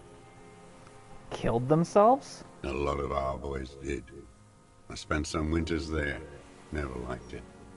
Kept thinking of them. No need to go underground anymore. It's better in the ruins, on the ground. Tell me another thing. The old man looks across the water, at the city, the ruins, the motorways rising above it. You said you deserted your unit. I was just 16 years old. 15 when I volunteered. I had a lapse of faith. Lapse and of faith? courage, too. Lapse of faith? You could say I misunderstood the historic role of the proletariat and thought Mazovian socioeconomics were fallible. For a second, I doubted the irreducible laws of historic materialism. A second is all it took For what? for reaction to take hold.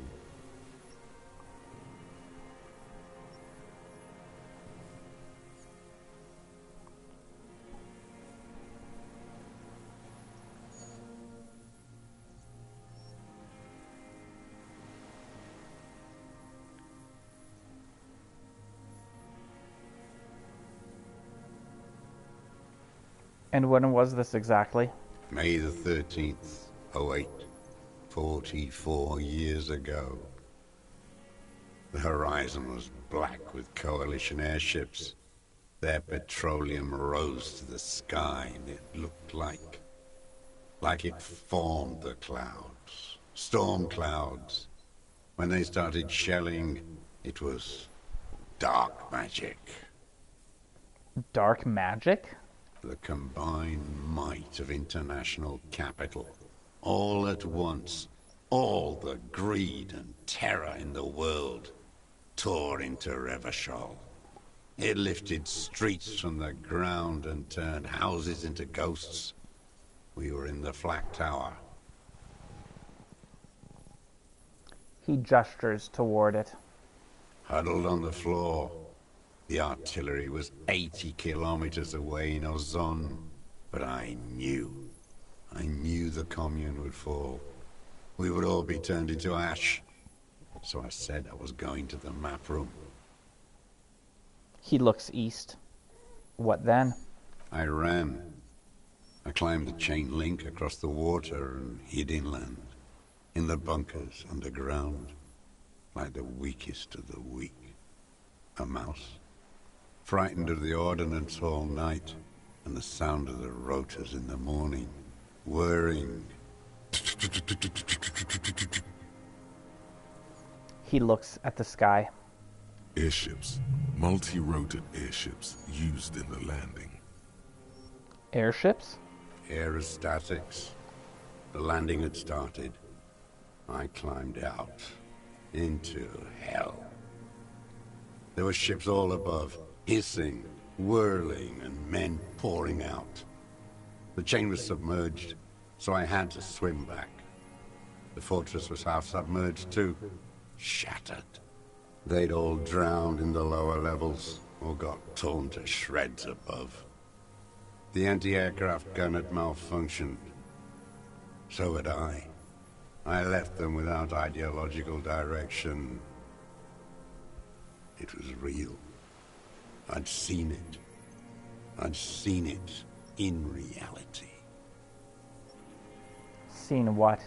The mask of humanity fall from Capital. It has to take it off to kill everyone, everything you love. All the hope and tenderness in the world. It has to take it off just for 1 second to do the deed. Annihilate his permanent record?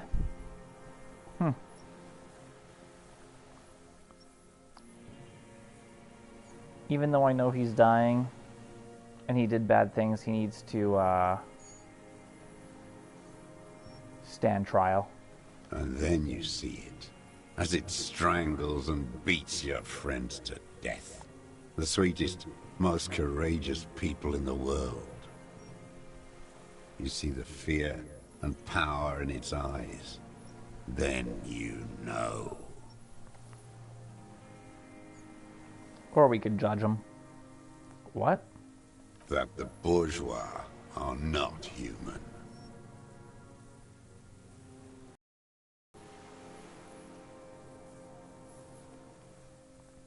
You've lost your mind. Now is not the time, Lieutenant Jeffreto. The lieutenant says gently. I had to. I had to fight it. I could not stop anymore.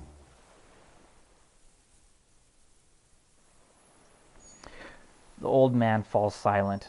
His black eyes keep piercing your skin as he looks to some great distance behind you, shaking his head slowly, retreating from it.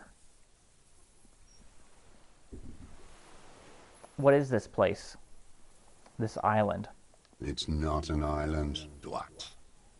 It's a defensive fortification of the commune of Revachol.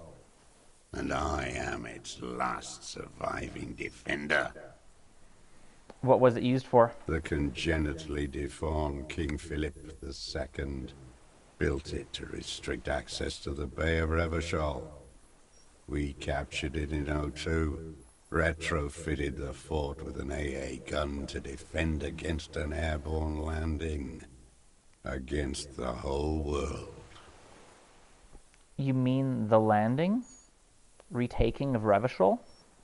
Coalition military called it Operation Deathblow. I later found out on the radio they called it Deathblow. You're one of them. Tell me, who speaks like that? We had 50 million people on Caillou alone.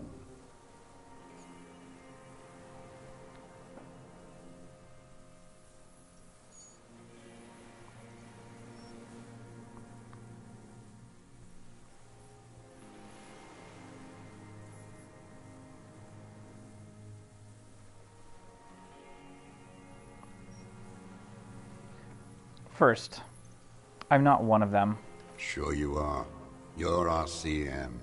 Answer me. Who calls an operation against 50 million people Deathblow?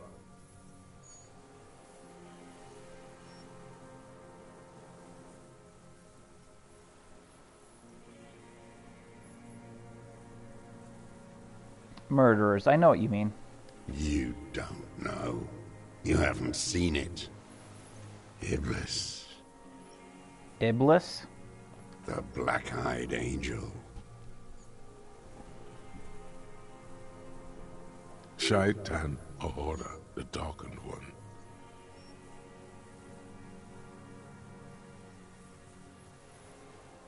So you're a communist soldier from the communist army. No, I am not a soldier. I am an ideological officer. I belong to the party, not the army.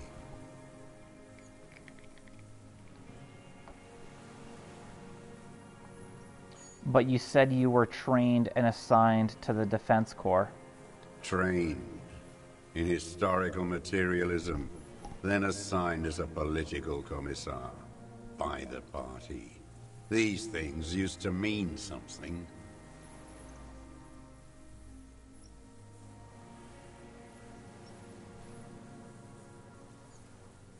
Wait, what does political commissar do? What does a political commissar do? The old man does not answer.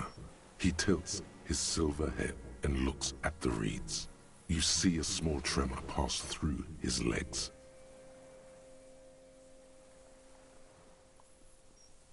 His job was to assure the army answers to civilian control and follows the ideology of the Commune.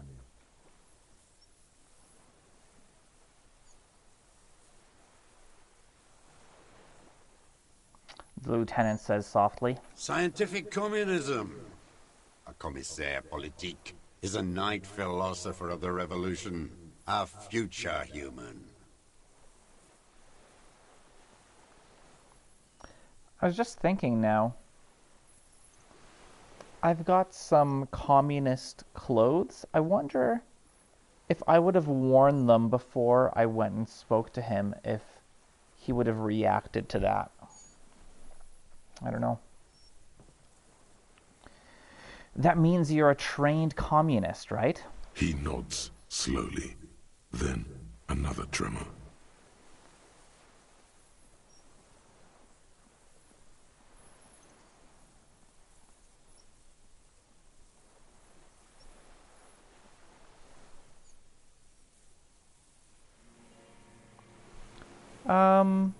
Yeah, we don't need to get into this with him. Gonna say nothing.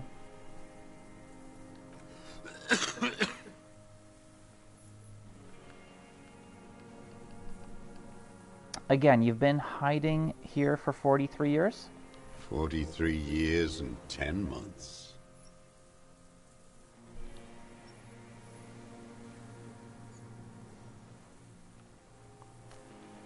That's steadfast. It's not how a human being should live. But I had to. I couldn't just forget. I couldn't just forget what I saw. What have you been doing during all this time? Hiding, fishing, waiting. I can't imagine that. 44 years? Hiding out? Like, wouldn't you eventually just be like, okay, I've had enough of this. I'm going to try and do something else? Ask him politely to vacate immediately. I think we will. He looks across the water. Where the afternoon grows late, on Rue de Saint-Ghislain, people walk home. Street lights will soon be lit. Further inland, the streets are alive with workers, men, women, children, street hawks and migrant laborers. The temperature is steady. Alto cumulus clouds form above Precinct 41. Always waiting. The old man turns his eyes from the shore and back to me. For what? For her to return. What? Is he also talking about... Her who? Girl, child, revolution.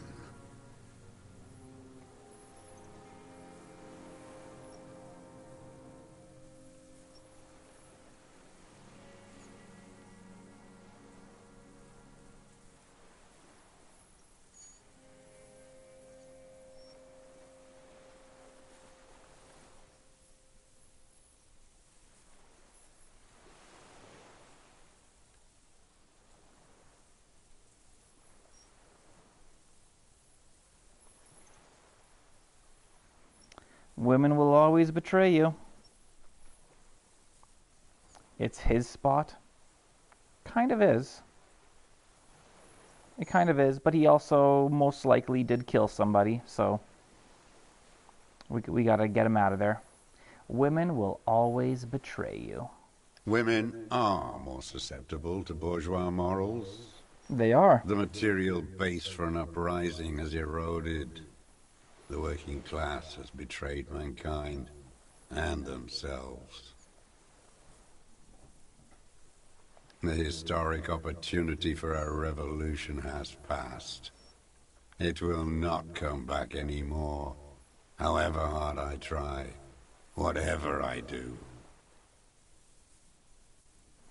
I have another serious question for you. There's nothing serious in this world. It's a farce. One more time. What have you used this gun for? What have I used it for? I've used it for killing people. Killing people? It's a gun. That's what they're for. You want a moralist euphemism? Defending your family and your property. I haven't done that. I've used it to kill people. Interesting. During or after the war? There is no after the war. Class war is never over. This guy's a nut job. So he's continued killing after hostilities ended. Okay. Okay. Go in straight. No euphemisms. He doesn't like those. No. Be careful now. Slow and steady does it. Make him repeat it first. Don't mess this up. Remember, he wants to tell you. Get personal.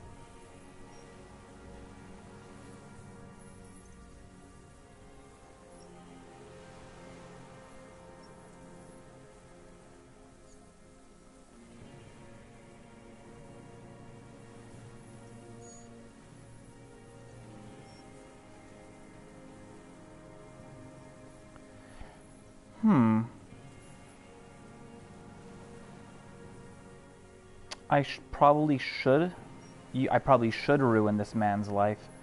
I think his life has been ruined a long time ago, before he even became a man. Even as a boy, as a child, his life was already ruined.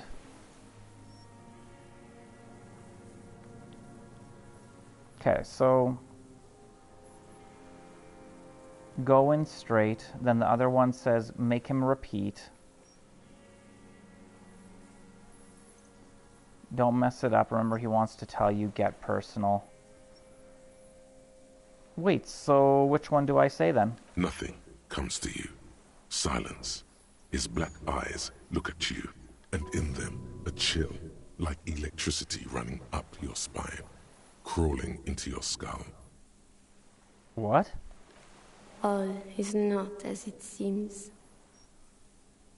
What? Detective. The lieutenant turns to you with well-disguised impatience.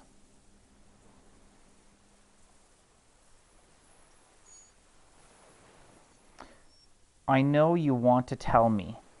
Have you killed anyone with that gun in the last week or two? I don't want to tell you anything, you grotesque murderer. Really? And why did you think that was a good idea? Don't listen to me. I'm wrong all the time. Really?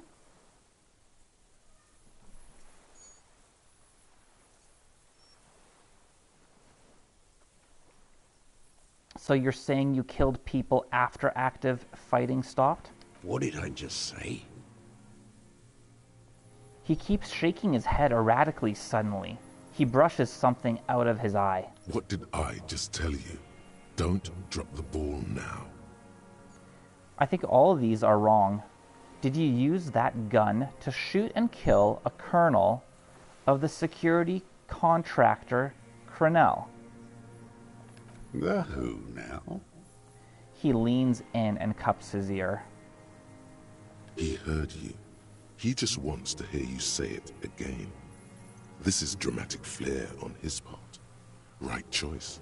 We're in. Do it, sire.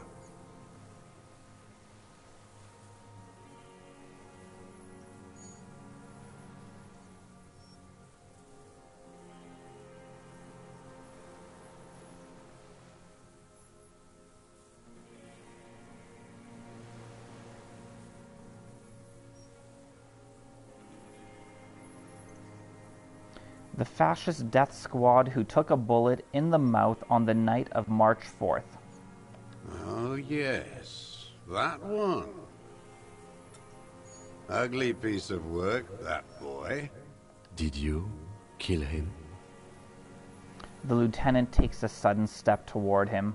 I am a son of a welder and an officer of the commune of Revachol. I do not collaborate with murderers and pederasts of the liberal regime. Exhaust him with proof. Pile it all on him. Get a confession. The scent of blood in the air.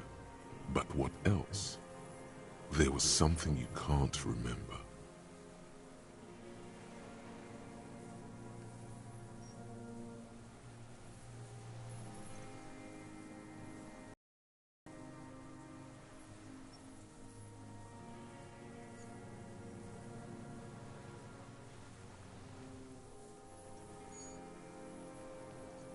We've done the ballistics. The shot came from this island. I saw you poking around there, looking for evidence. You're damn diligent when it comes to dead fascies. Did you like the view? You had direct visibility. There are embrasures in the concrete, specifically meant for a top follower to use. And you had a long-range rifle in your possession. The lieutenant softens his voice. You've been here a long time, Mr. Dross. Too long. You clearly need medical aid. I'm ready to die. I've done my part. He's practically admitting to it. Dead fascists for fascists. Done his part.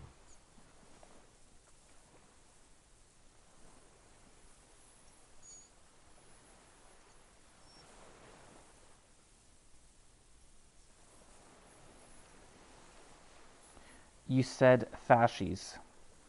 You're admitting you killed him? You're sad for your fascia brother, aren't you? One twig got broken. Now the others are sad.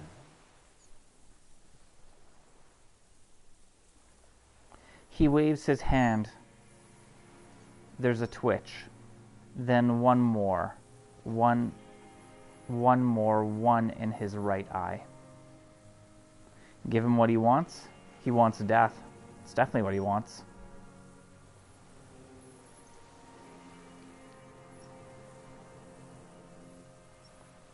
I don't need your cooperation. I've got this. Let's show him the gun. Not a lot of guns around that use military-grade ammunition, are there? It's a real gun. Not like your musketeer pistols. You look like imbeciles. Why don't you ask them to give you real weapons? Going against automatic rifles with these toy guns. Of course you got those boys killed. Which boys killed? Damn, he saw you. He's watched it happen. Oh. Oh, the big standoff. Damn, yeah, I guess, yeah. Yeah, he could have been watching us, for sure. Yeah. He would have a good view of the tribunal from Definitely. here. It's not just empty boasting.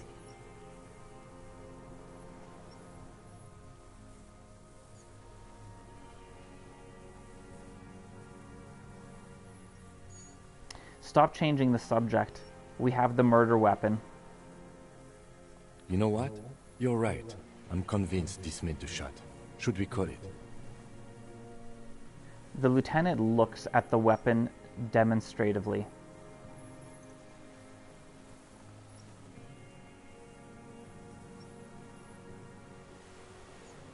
I'm calling it. We have the murder weapon. Good.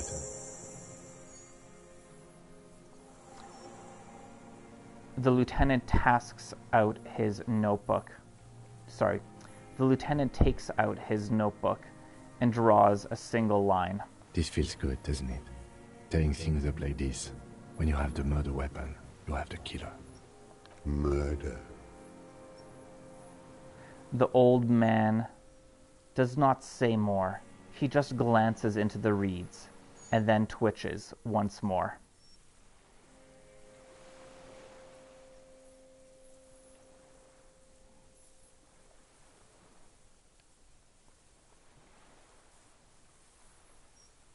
Come on, what am I forgetting? Wait, here it comes. The goddamn Maybells. The dried Maybells on Clausia's roof. Oh, yes. There were Maybells in the grass when you got here, and Maybells on Clausia's balcony. Did he and Clausia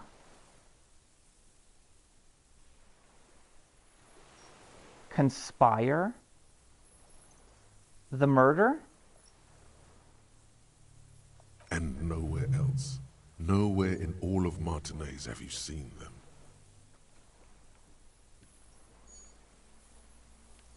Maybells behind the victim's window. I saw them growing here. Damn Maybells. The whole island is turning white with them. So many this year, too. The spring is coming. No, it's already here. Wash the filth away.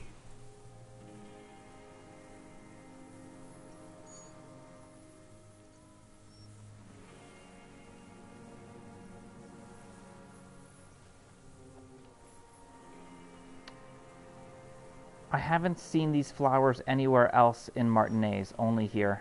They blossom on the islets before. We fertilize them with our blood. Resurrection was snow white in May, before they ruined it.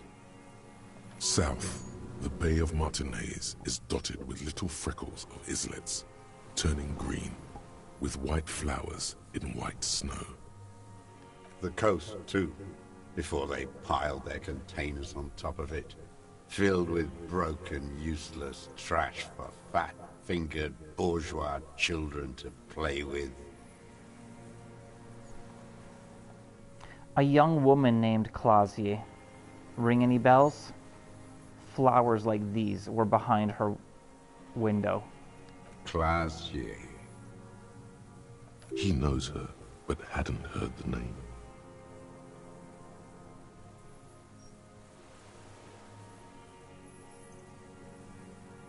You know her, right? She had intimate relations with the victim, the mercenary. With the victim. He turns his sight from the whitening field of flowers and falls silent. Then the muscles in his jaw twitch. A spasm. You know who he was. A coalition-trained murderer. Armored and armed. He wasn't human. The blunt end of a hammer. Dripping with blood.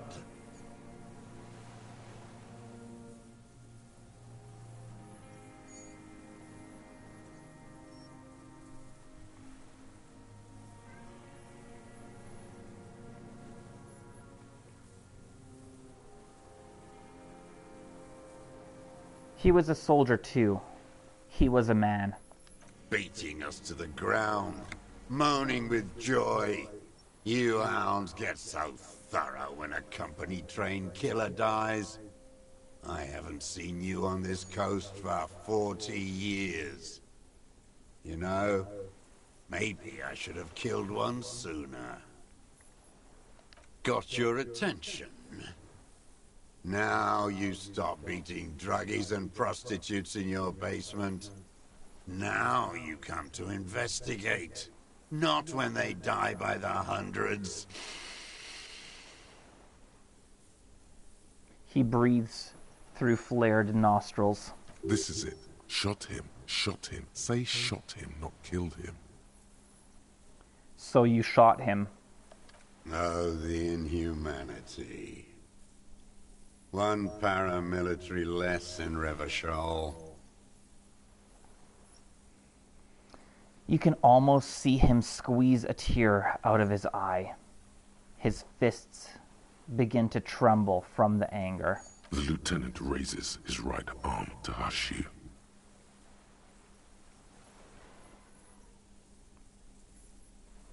I'll nod. I had them in my sights. Both of them. Him and the whore. I was breathing with them.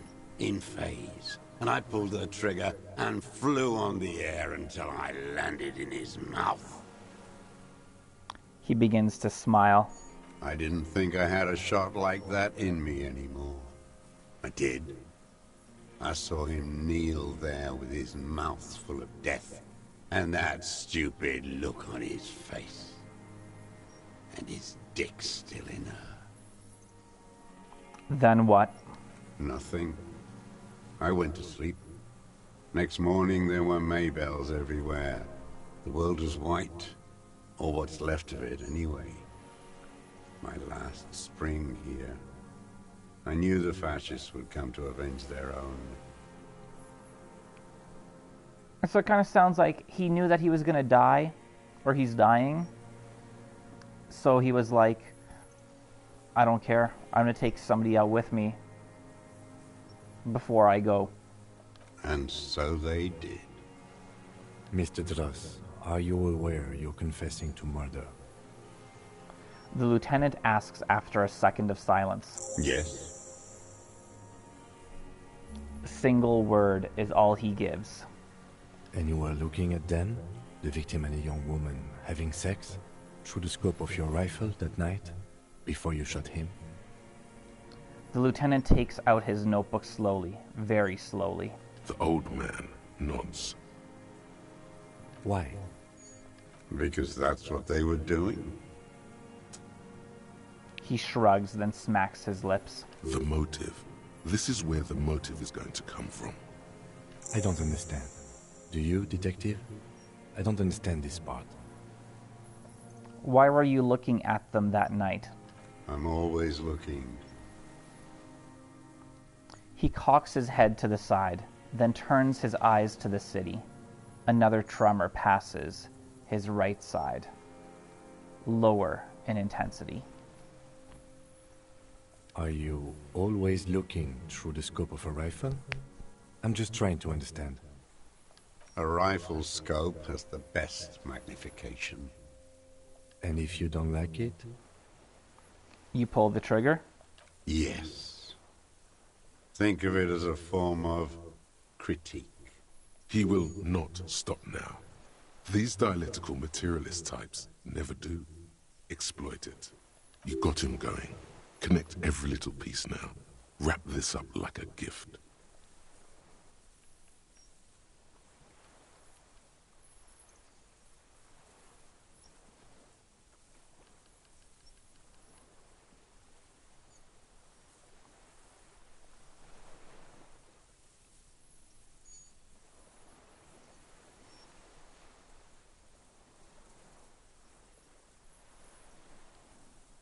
What specifically did you not like about what you saw the night of the murder?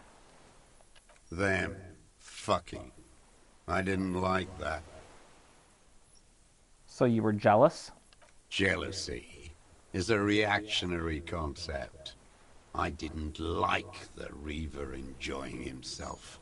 Drugged out, soothed in the arms of a young woman. I wanted him to die so he could not enjoy life anymore. For him to stop reacting to stimuli, to be broken off from the world, cordoned into darkness.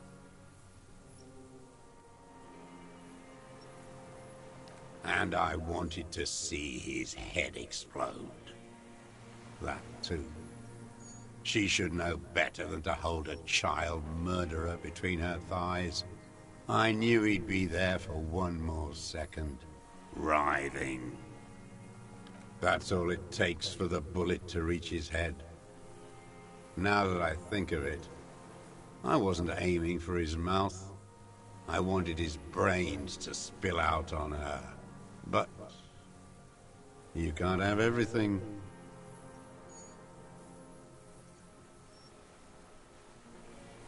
How long have you been watching her? Since she came to Martinez. I saw her sneaking in the reeds early in the morning, behind the Fell building. It was dark, still winter. She didn't have her skimpy outfit on then, just a spot in the night, moving. Past the Fell building on the coast? What was she doing there? Hiding something in the water. She had a fag after she'd done it. I was up in the ruins there. She couldn't see me, but I could see her. smoking. She was nervous, but not scared. What do you think she hid there? Her passport and tickets to Villiers. And from there to Cachet Brut. This is the hidden buoy she told us about. You looked into it? After she was gone. He nods. Did you keep what was in it? When we found the submersible, it was empty. No. Why would I do that? I didn't need tickets to Villiers. I put them back. If I wanted to extort someone, I'd do better. This implies that he's thought about extorting her. Also, a little inconsistency here. He was surprised to hear her name Clausia before. Would he not have seen it on the documents? Yeah, that makes sense.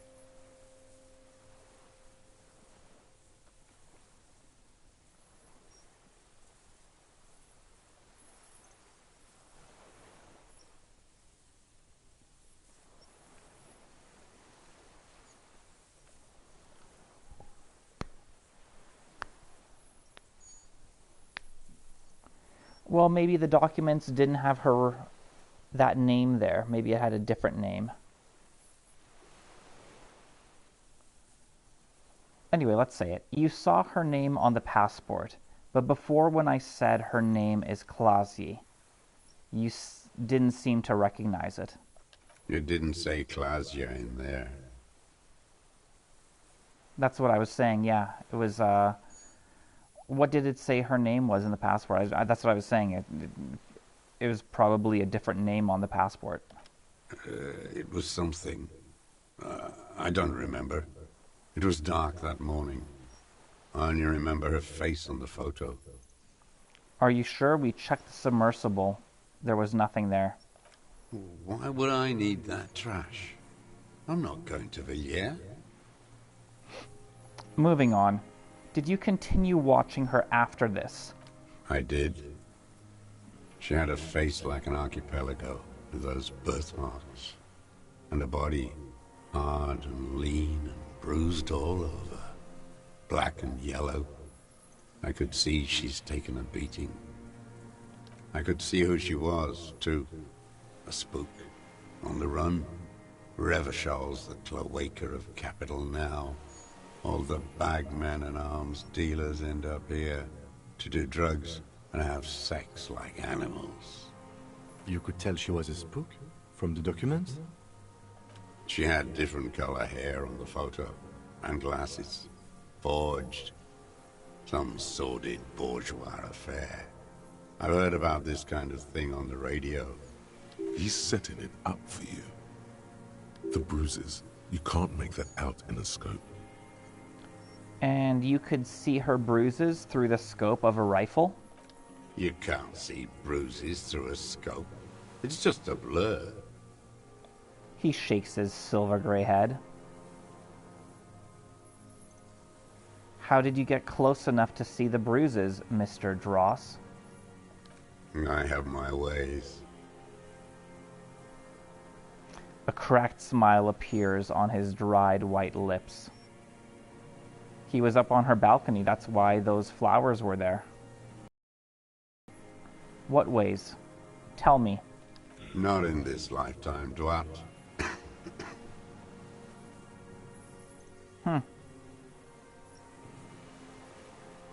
He waves you off with a cough, his thoughts elsewhere. This one's gone.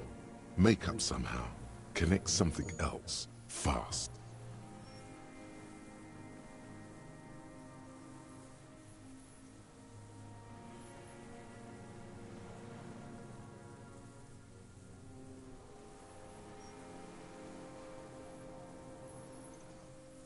No, it's cool. I've already got him. I don't need to be perfect. No, it's not. Fix this now. Move on extra carefully. Be incredibly minute. Did you have feelings for that woman? There's nothing to hold on to. Only this. It's not enough. The coals of his eyes glisten suddenly, like stones dripping with water. Is he crying? Man needs to feel something else. In this fight, it helps if you have your eye on something there. It's weakness, I know.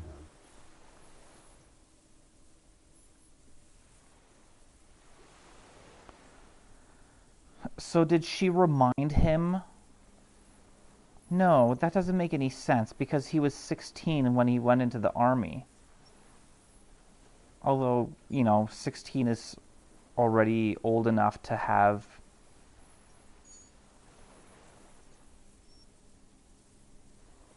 a past love or a relationship, but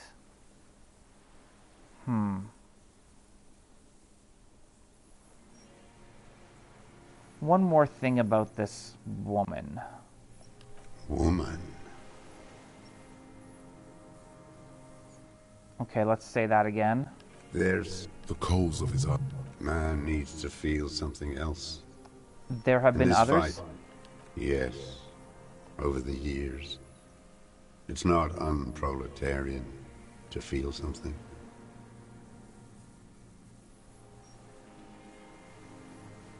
Was that why you left the dried flowers behind her window? No. He starts to shake his head again. A sunflower on a withered stalk. Why then? I don't really know. I was there one night and she was crying, like a child, in the corner of our room on the floor, like she does sometimes. When was this? The day after I killed him. And you brought her Maybells? Yes. I don't know why I do the things I do anymore.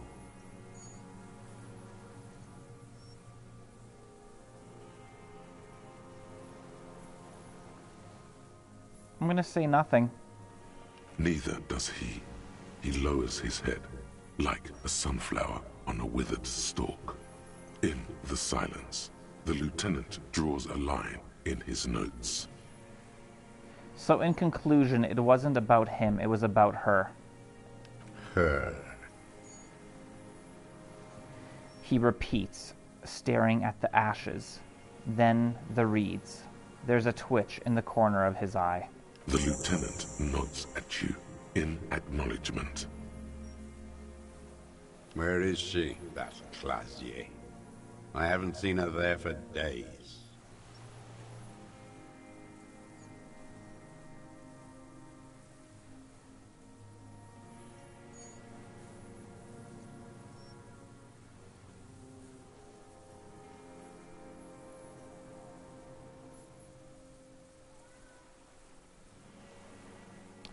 She got away, but she led us here first. She figured out someone was watching her from the sea fort. Gone. I knew it. She kept staring into the scope this last week, at the island, like she knew. He sighs. She'd look at night, crying or smoking on the roof, staring right into me. It doesn't matter. Midtown, across the Bay of Revachol, the oceanic wind washes 40-story towers. Above them, Lusanne's central aerodrome, a cocoon suspended in the sky by a web of suspension wiring, encircled by hybrid aircraft. Let's look north. On the platform, a young woman is withdrawing from amphetamines, barbiturates, and alcohol. Yet still she smiles among the crowd, among the great ghosts of the city she's leaving, for another, far south. That would probably be Clasier. Smaller, distant, hidden, not like the great chandelier she sees sparkle in the night below her. Streetlights, towers, tenements, and water, and across it a dark strip of ruins, barely visible, if she didn't squint her eyes. He knew she knows. She was looking at the island, figuring it out, day by day, cigarette by cigarette. We could get more. We've got him talking. Who knows what he's seen and done over the years? Hey Robert, welcome to the stream. Nice to have you here. Did the Bengals win? I take it that the game's over since you have arrived.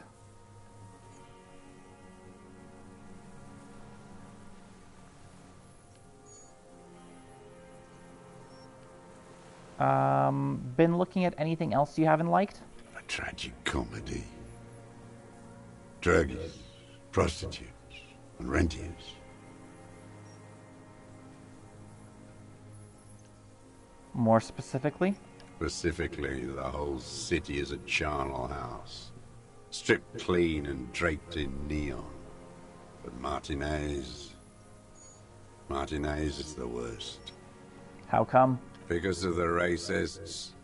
Everyone is a racist in Martinez. It's their favorite thing to do in the whole world. Listening to race-themed radio shows. In the ruins, in their lorries.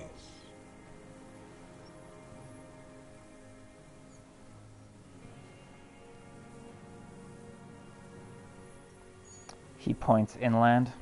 Yeah, it kind of sounds like our world today. It's just like...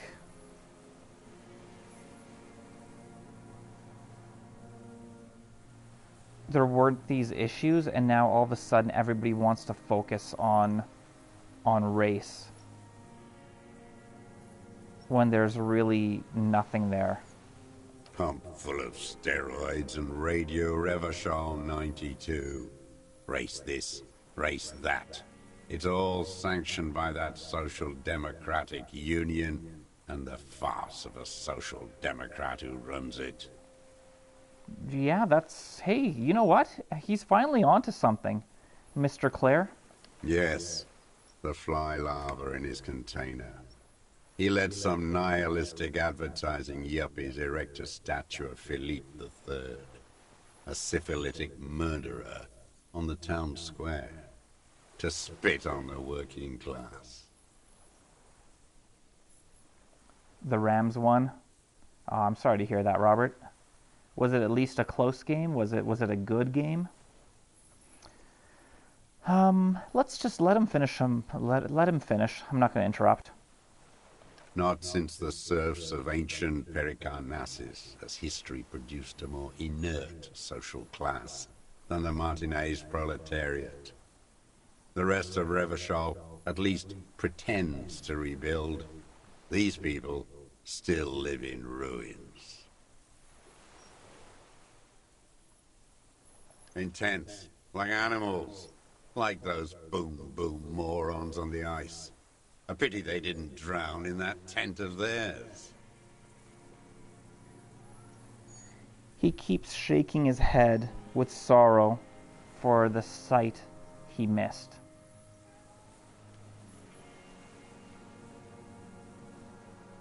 Rams came back the last minute and won. Damn. It was a good game? Cool, I'm glad you at least enjoyed the game, Robert.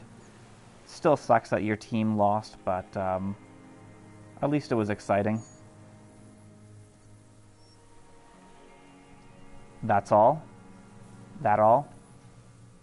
The worst of them is the blood-drenched Sucrion on her yacht, licking her lips. The old whore's gone now. Her gun-toting porcelain men are dead. So, actually, no. So, this guy was just bored on this island for 44 years. So all he did was look at people and judge them.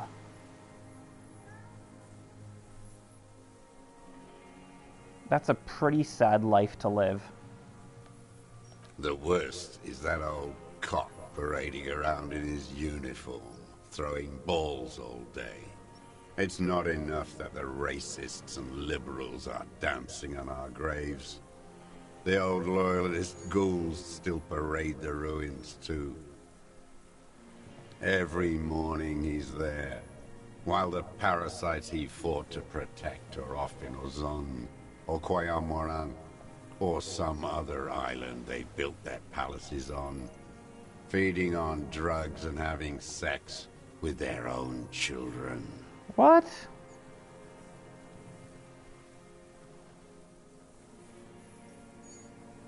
Oh, this guy is definitely the lowest in the games, in the whole game so far. I would maybe potentially argue those other mercenaries, that one alcoholic guy. I don't know if you were here for that episode, Dylan, when the poop hit the fan. I would potentially argue that alcoholic guy, or that drunk guy who just ended up shooting a bunch of civilians, I think that's worse than this guy.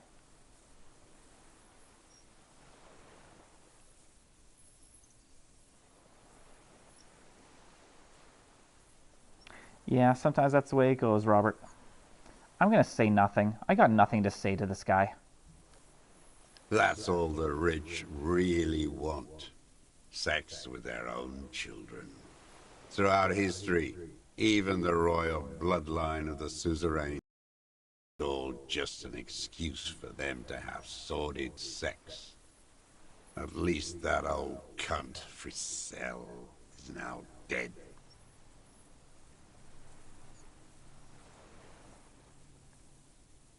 Yeah, that guy in the street was psycho.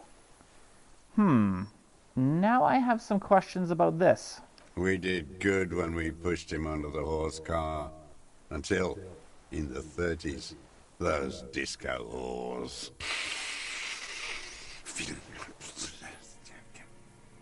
He breathes in, his breath heavy with hatred. You cannot make out a single word. The disco whores are too much. Hatred shuts down his brain's language center, leaving only a nonsensical sputter. There was something about a statue and nihilistic advertising agency people. Might be worth investigating.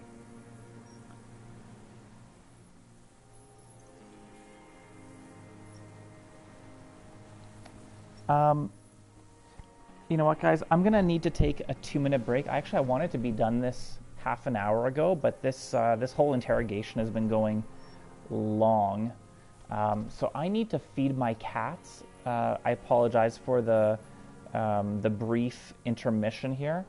I'm going to take 2 minutes to feed my cats, and I will be back, and we'll continue the interrogation with this guy.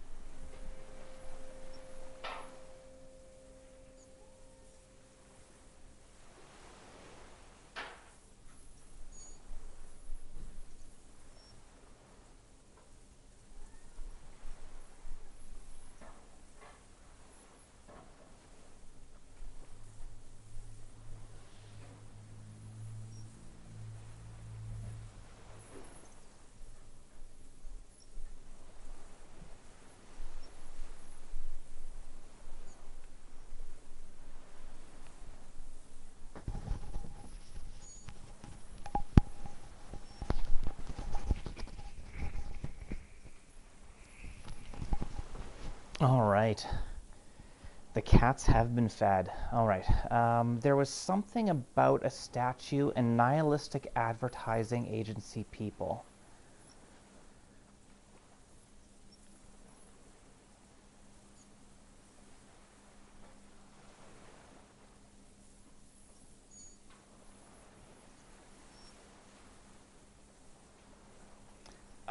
There was something about the statue on the roundabout and syphilis.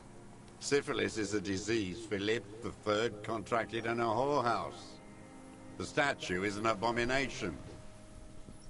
Abomination? The bacteria entered his brain and made him squander trillions on sparkling wine, cocainum, and monuments of himself. His son, Philip IV, the Insane, contracted syphilis in the womb. He breathes in with a wheeze of hatred. And he still went on to govern Revachol for 25 years. We lost 2 million lives toppling that mode of government.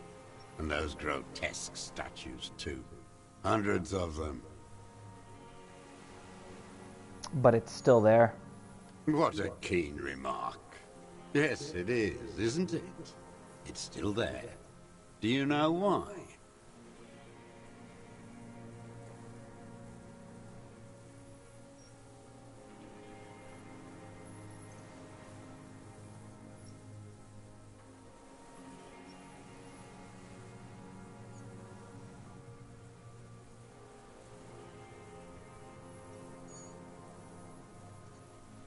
Because cynical advertising yuppies erected a deconstructed version of it. That's right. Some advertising cockroaches erected a cynical deconstruction of it. We tore it down with honest working-class plastic explosives. And there it is again. He shakes his head in disgust. Art is a bourgeois establishment. It's an affront to humanity. Every gallery should be bulldozed, and the artists should all be given 30 years of hard labor in Yekokata. You don't like art? You think art should be punished? Dude, you're off your rocker. Wait. It suddenly strikes you. Perhaps it was not as it seemed.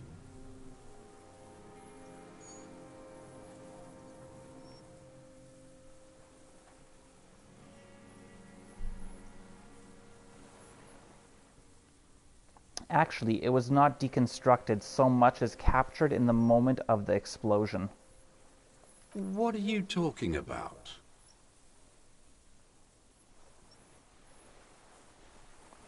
The ancient communard Cox's head. It's not a monument to Philippe III anymore. It's a monument to the monument of Philippe III exploding.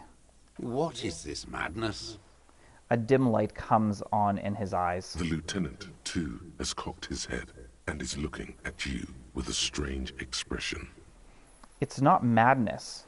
It's a monument to what you did. To the program of destatuing Revachol. So you're saying it's a communist monument now? That's exactly what I'm saying. Not only.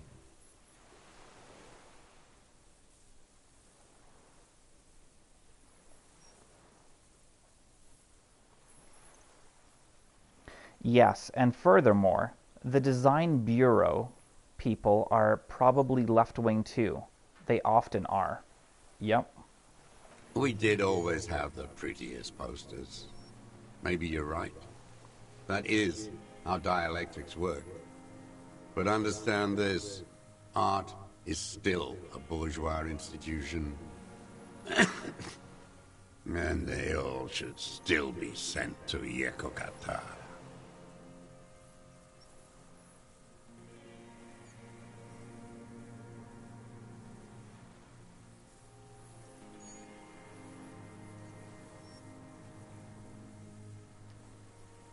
I don't know about that. Could we not? Don't be squeamish. It is commonplace to relocate the workforce as the need arises. All nations do it. It's called settlement. Some kind bourgeois, fascist.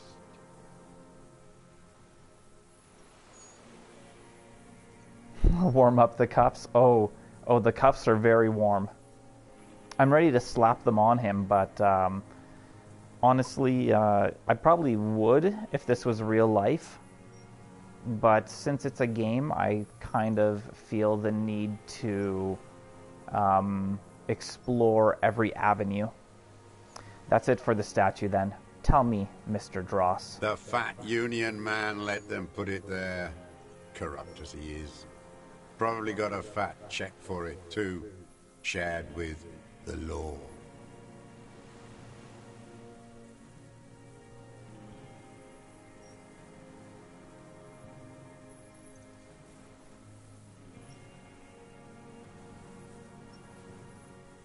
You mentioned the Union is social democratic, and Mr. Clare, a farce of a social democrat. Another hideous disappointment.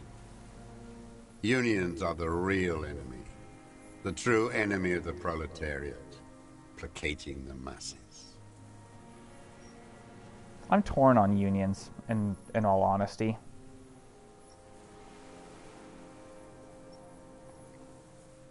I feel like often unions protect the lazy, but in other circumstances, unions also advocate for people.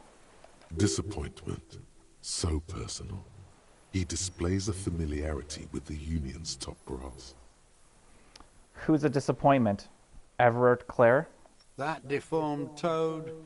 I wouldn't expect him to wipe his own ass. I mean, the brains of the operation. The smart one. Doesn't Everett run the Union? That mobster toad couldn't run a shithouse. He has no political education. His twin, Edgar Clare, that one's been to one of those East Revachol universities. He talks a big game about uprising and alienation and so on. You've talked to Edgar? First against the wall with him. He's stopped poking at the ash now.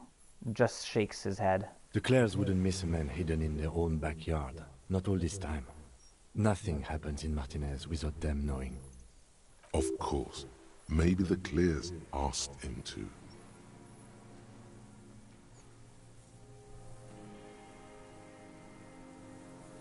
Have you approached them? I haven't approached anyone. I've hid. It was Edgar who came to me. How did he know you were here? Oh. He didn't just stumble in like an oaf. He figured it out. Some kids told him about a monster on the island. I told you, he has brains. He points to the path leading to the tower. Huh. That's what I was saying. I didn't think that he would kill just for the sake of killing. I felt like he was hired by somebody. I wasn't expecting it to be Everett, though. Stepped right off the boat and walked down where you came. I even kept the door open for him. Thought he was a man of the left. Wouldn't rat me out. I was right about one of those things.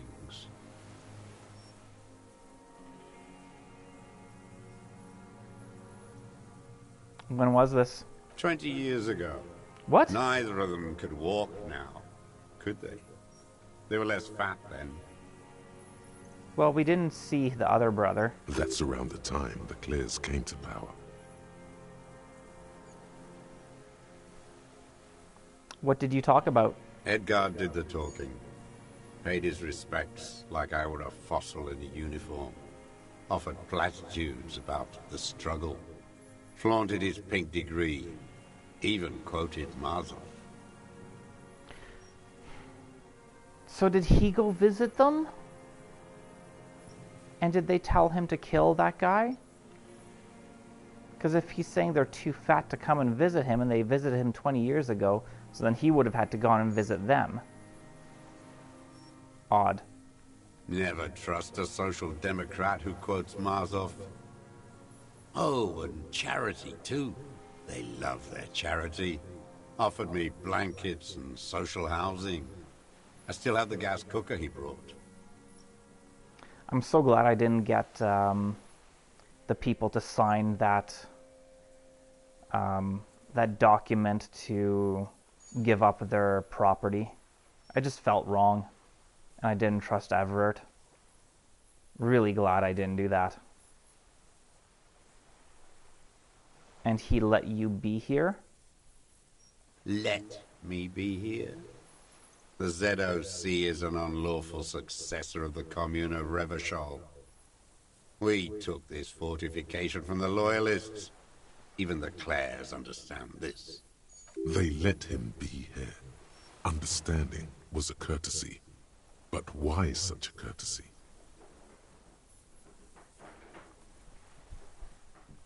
Mr. Dross, did you kill the Crenel mercenaries Clares to incite a riot? You know why I killed that fucker, Dwat. As to Edgar, I'm not doing anything for that swine again. Again? What have you done for Edgar before? Tried teaching him some Marzovian socioeconomics. They didn't stick. We parted ways. He coughs. Okay, he didn't do the hanged man for them, but he's insinuating something.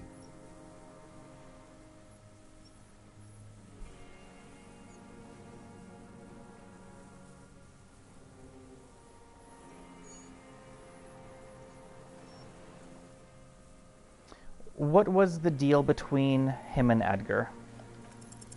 Oh no, the connection What? doesn't come to you on such a pivotal moment.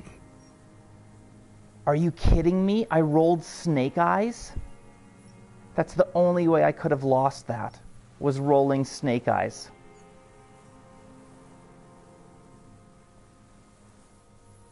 Wow. That's rough.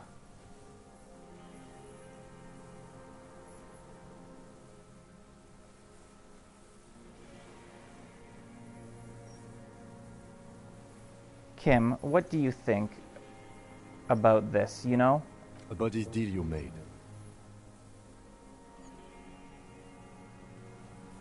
The lieutenant immediately understands what is happening and turns to the suspect. Yeah, that is messed up, man. But hey, it's the roll of the dice. That's why I love this.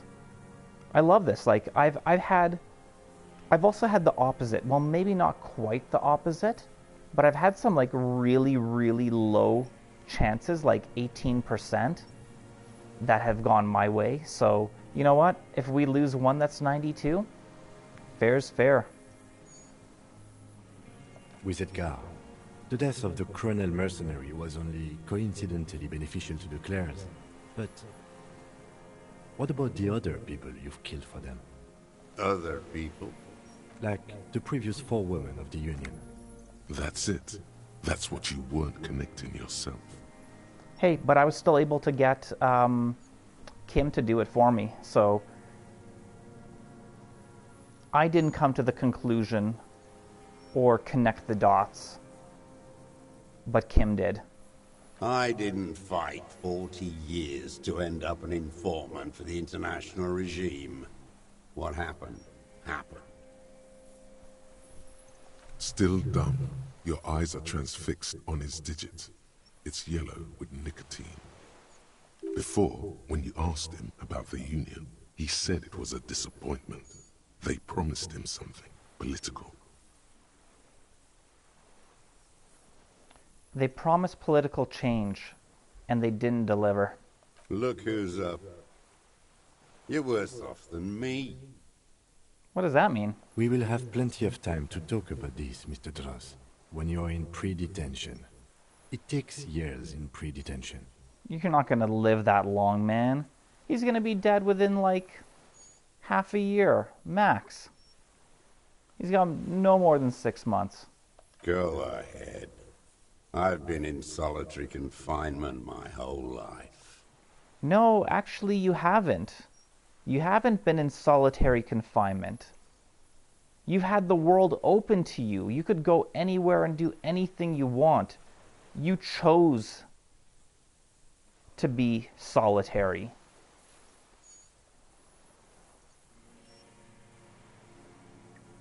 By the cock parading in his colorful uniform, you mean Renee? Every fucking morning for 34 years. Throwing that ball. One ball against the other. I've always loathed that game. That is not a working class game. I don't care what they say on Radio June. Yep, he desires problems. I've known people like that where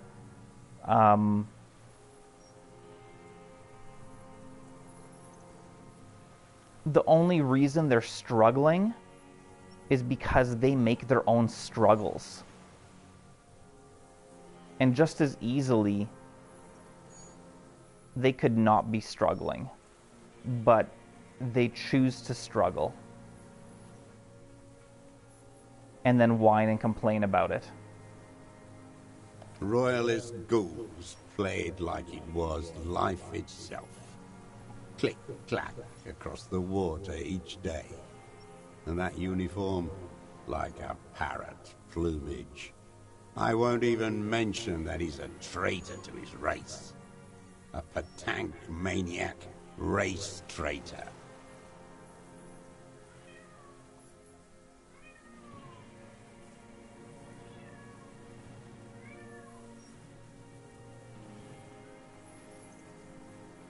Now, I don't know about... I remember him. I remember him from Lanos. Not him, personally. His make and model. There were tens of thousands of them.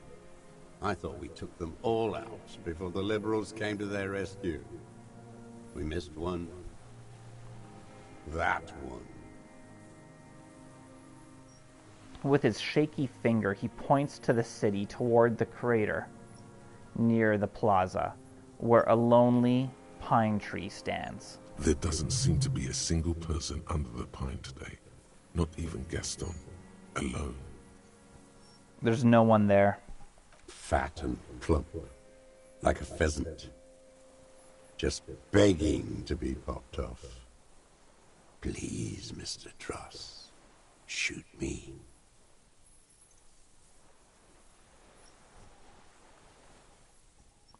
You'd like to kill him?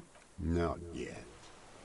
I like to look at him strut around, place the crosshair on his medals, right on his face, and just fiddle the trigger. Think about it. Let the bomb melt in my mouth. Save the treat for later? The lieutenant asks cheerfully. He is a juicy bonbon, that one. A real treat for the black day. The blackest. When I put that gun in my own mouth, I think, no, don't waste it. Put this lead in that cock, Renee. For the boys he killed.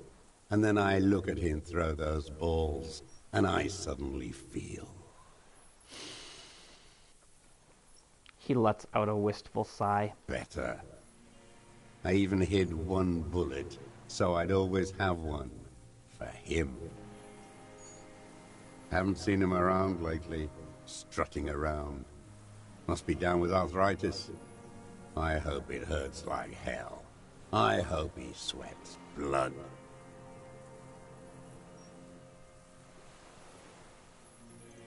Bad arthritis, yeah. He's not playing this week. I'm gonna lie to him. I'm not gonna give him the satisfaction of knowing that Renee is dead. As if. Yes, of course. I hope it hurts like hell. I hope he sweats blood. Must be torture. Not to be throwing his balls for a whole week. He seems relieved. Could he have been worried for him?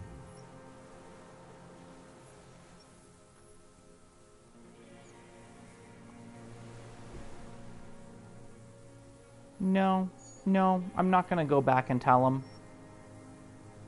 Disco whores. Whores. Is all he says. Even that word has to be pushed through his teeth with great force. The rage seethes too hard. I'm glad we talked about this. Now... Glad? It's all gone.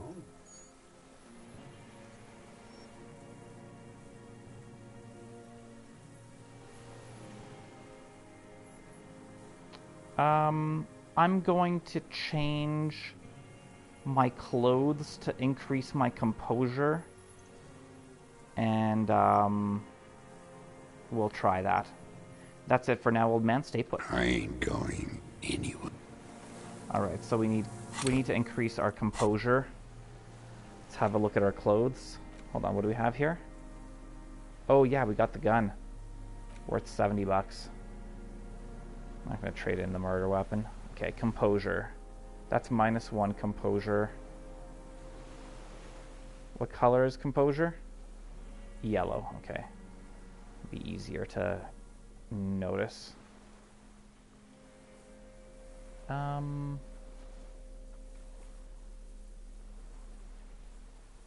Yeah, that's the hat that I was thinking. If I would have worn that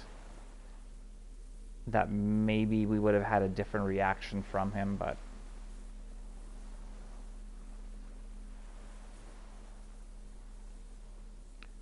Do we have anything? No. Come on, composure. -1 composure. There's +1 composure. Let's put that on. Can the game really be completed in 30 hours? I'm guessing probably if you go really fast and don't really explore all the avenues. I know some people play games just to get through them. I play games to enjoy them. I don't like rushing through stuff.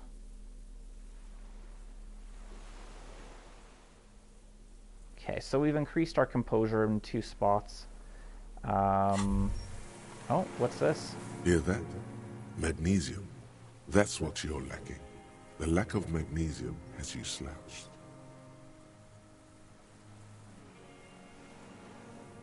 So there's a lack of magnesium in me? Yes, and it's critical. Look at yourself. You're practically devolving into a fish due to the lack of magnesium in your bloodstream.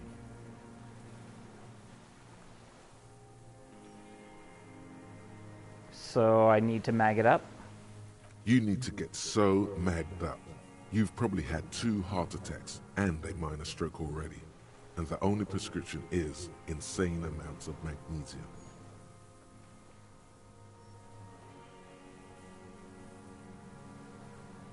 You're saying I need to become a magnesium-based life form? Yes, if you want to live, you need to evolve. You need to transcend the carbon barrier. Go to the apothecary and buy insane amounts of magnesium. It will reverse the damage to your circulatory system. Interesting. Okay, now I kind of want to look at that.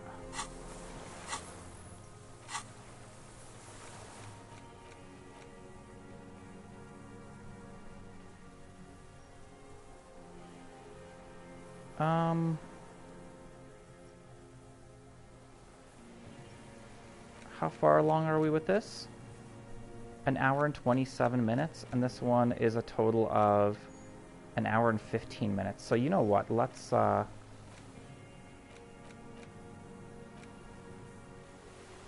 stop this. And let's internalize this.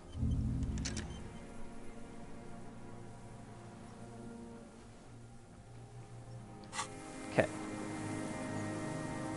The old man stares despondently at the logs. It's like he's forgotten you're there. Well, we can retry this. We got 28%.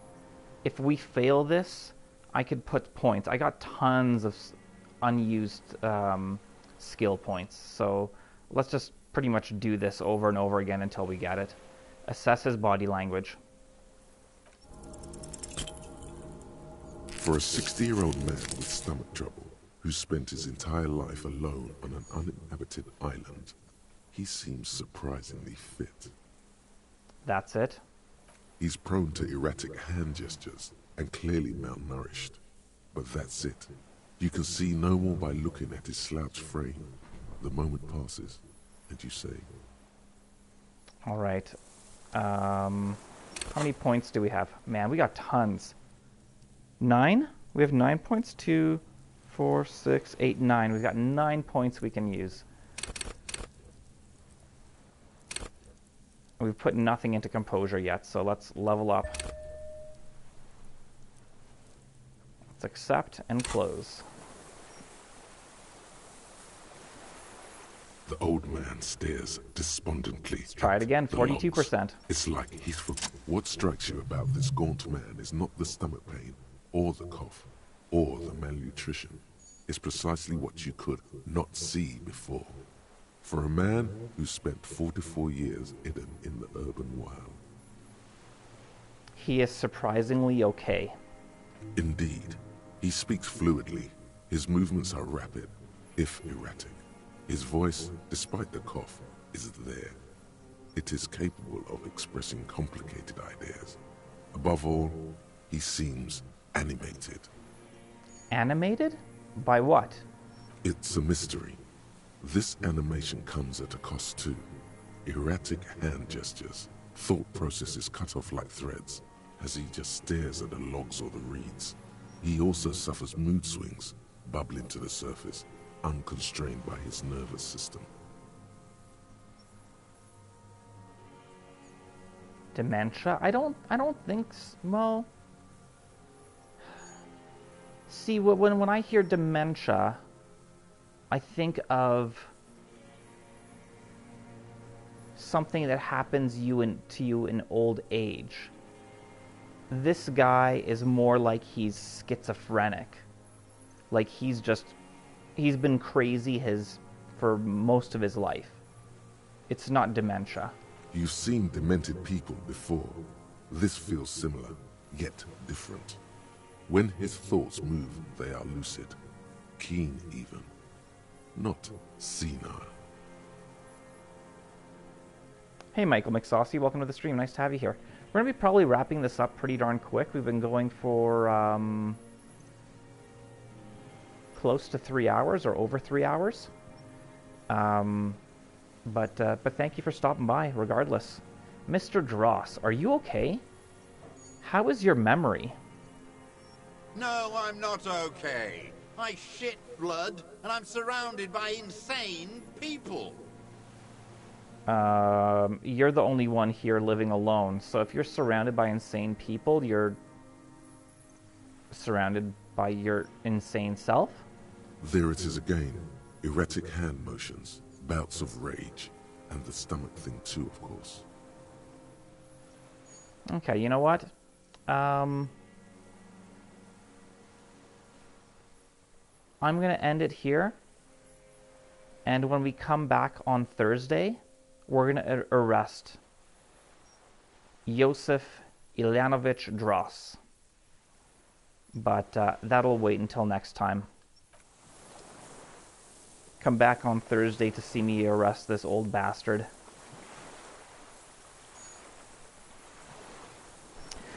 So, thank you all very much for watching. Thanks for being here. Yeah, that was a lot. I feel like this interrogation with this old dude probably took well over an hour. You're very welcome, Robert. Alright, guys.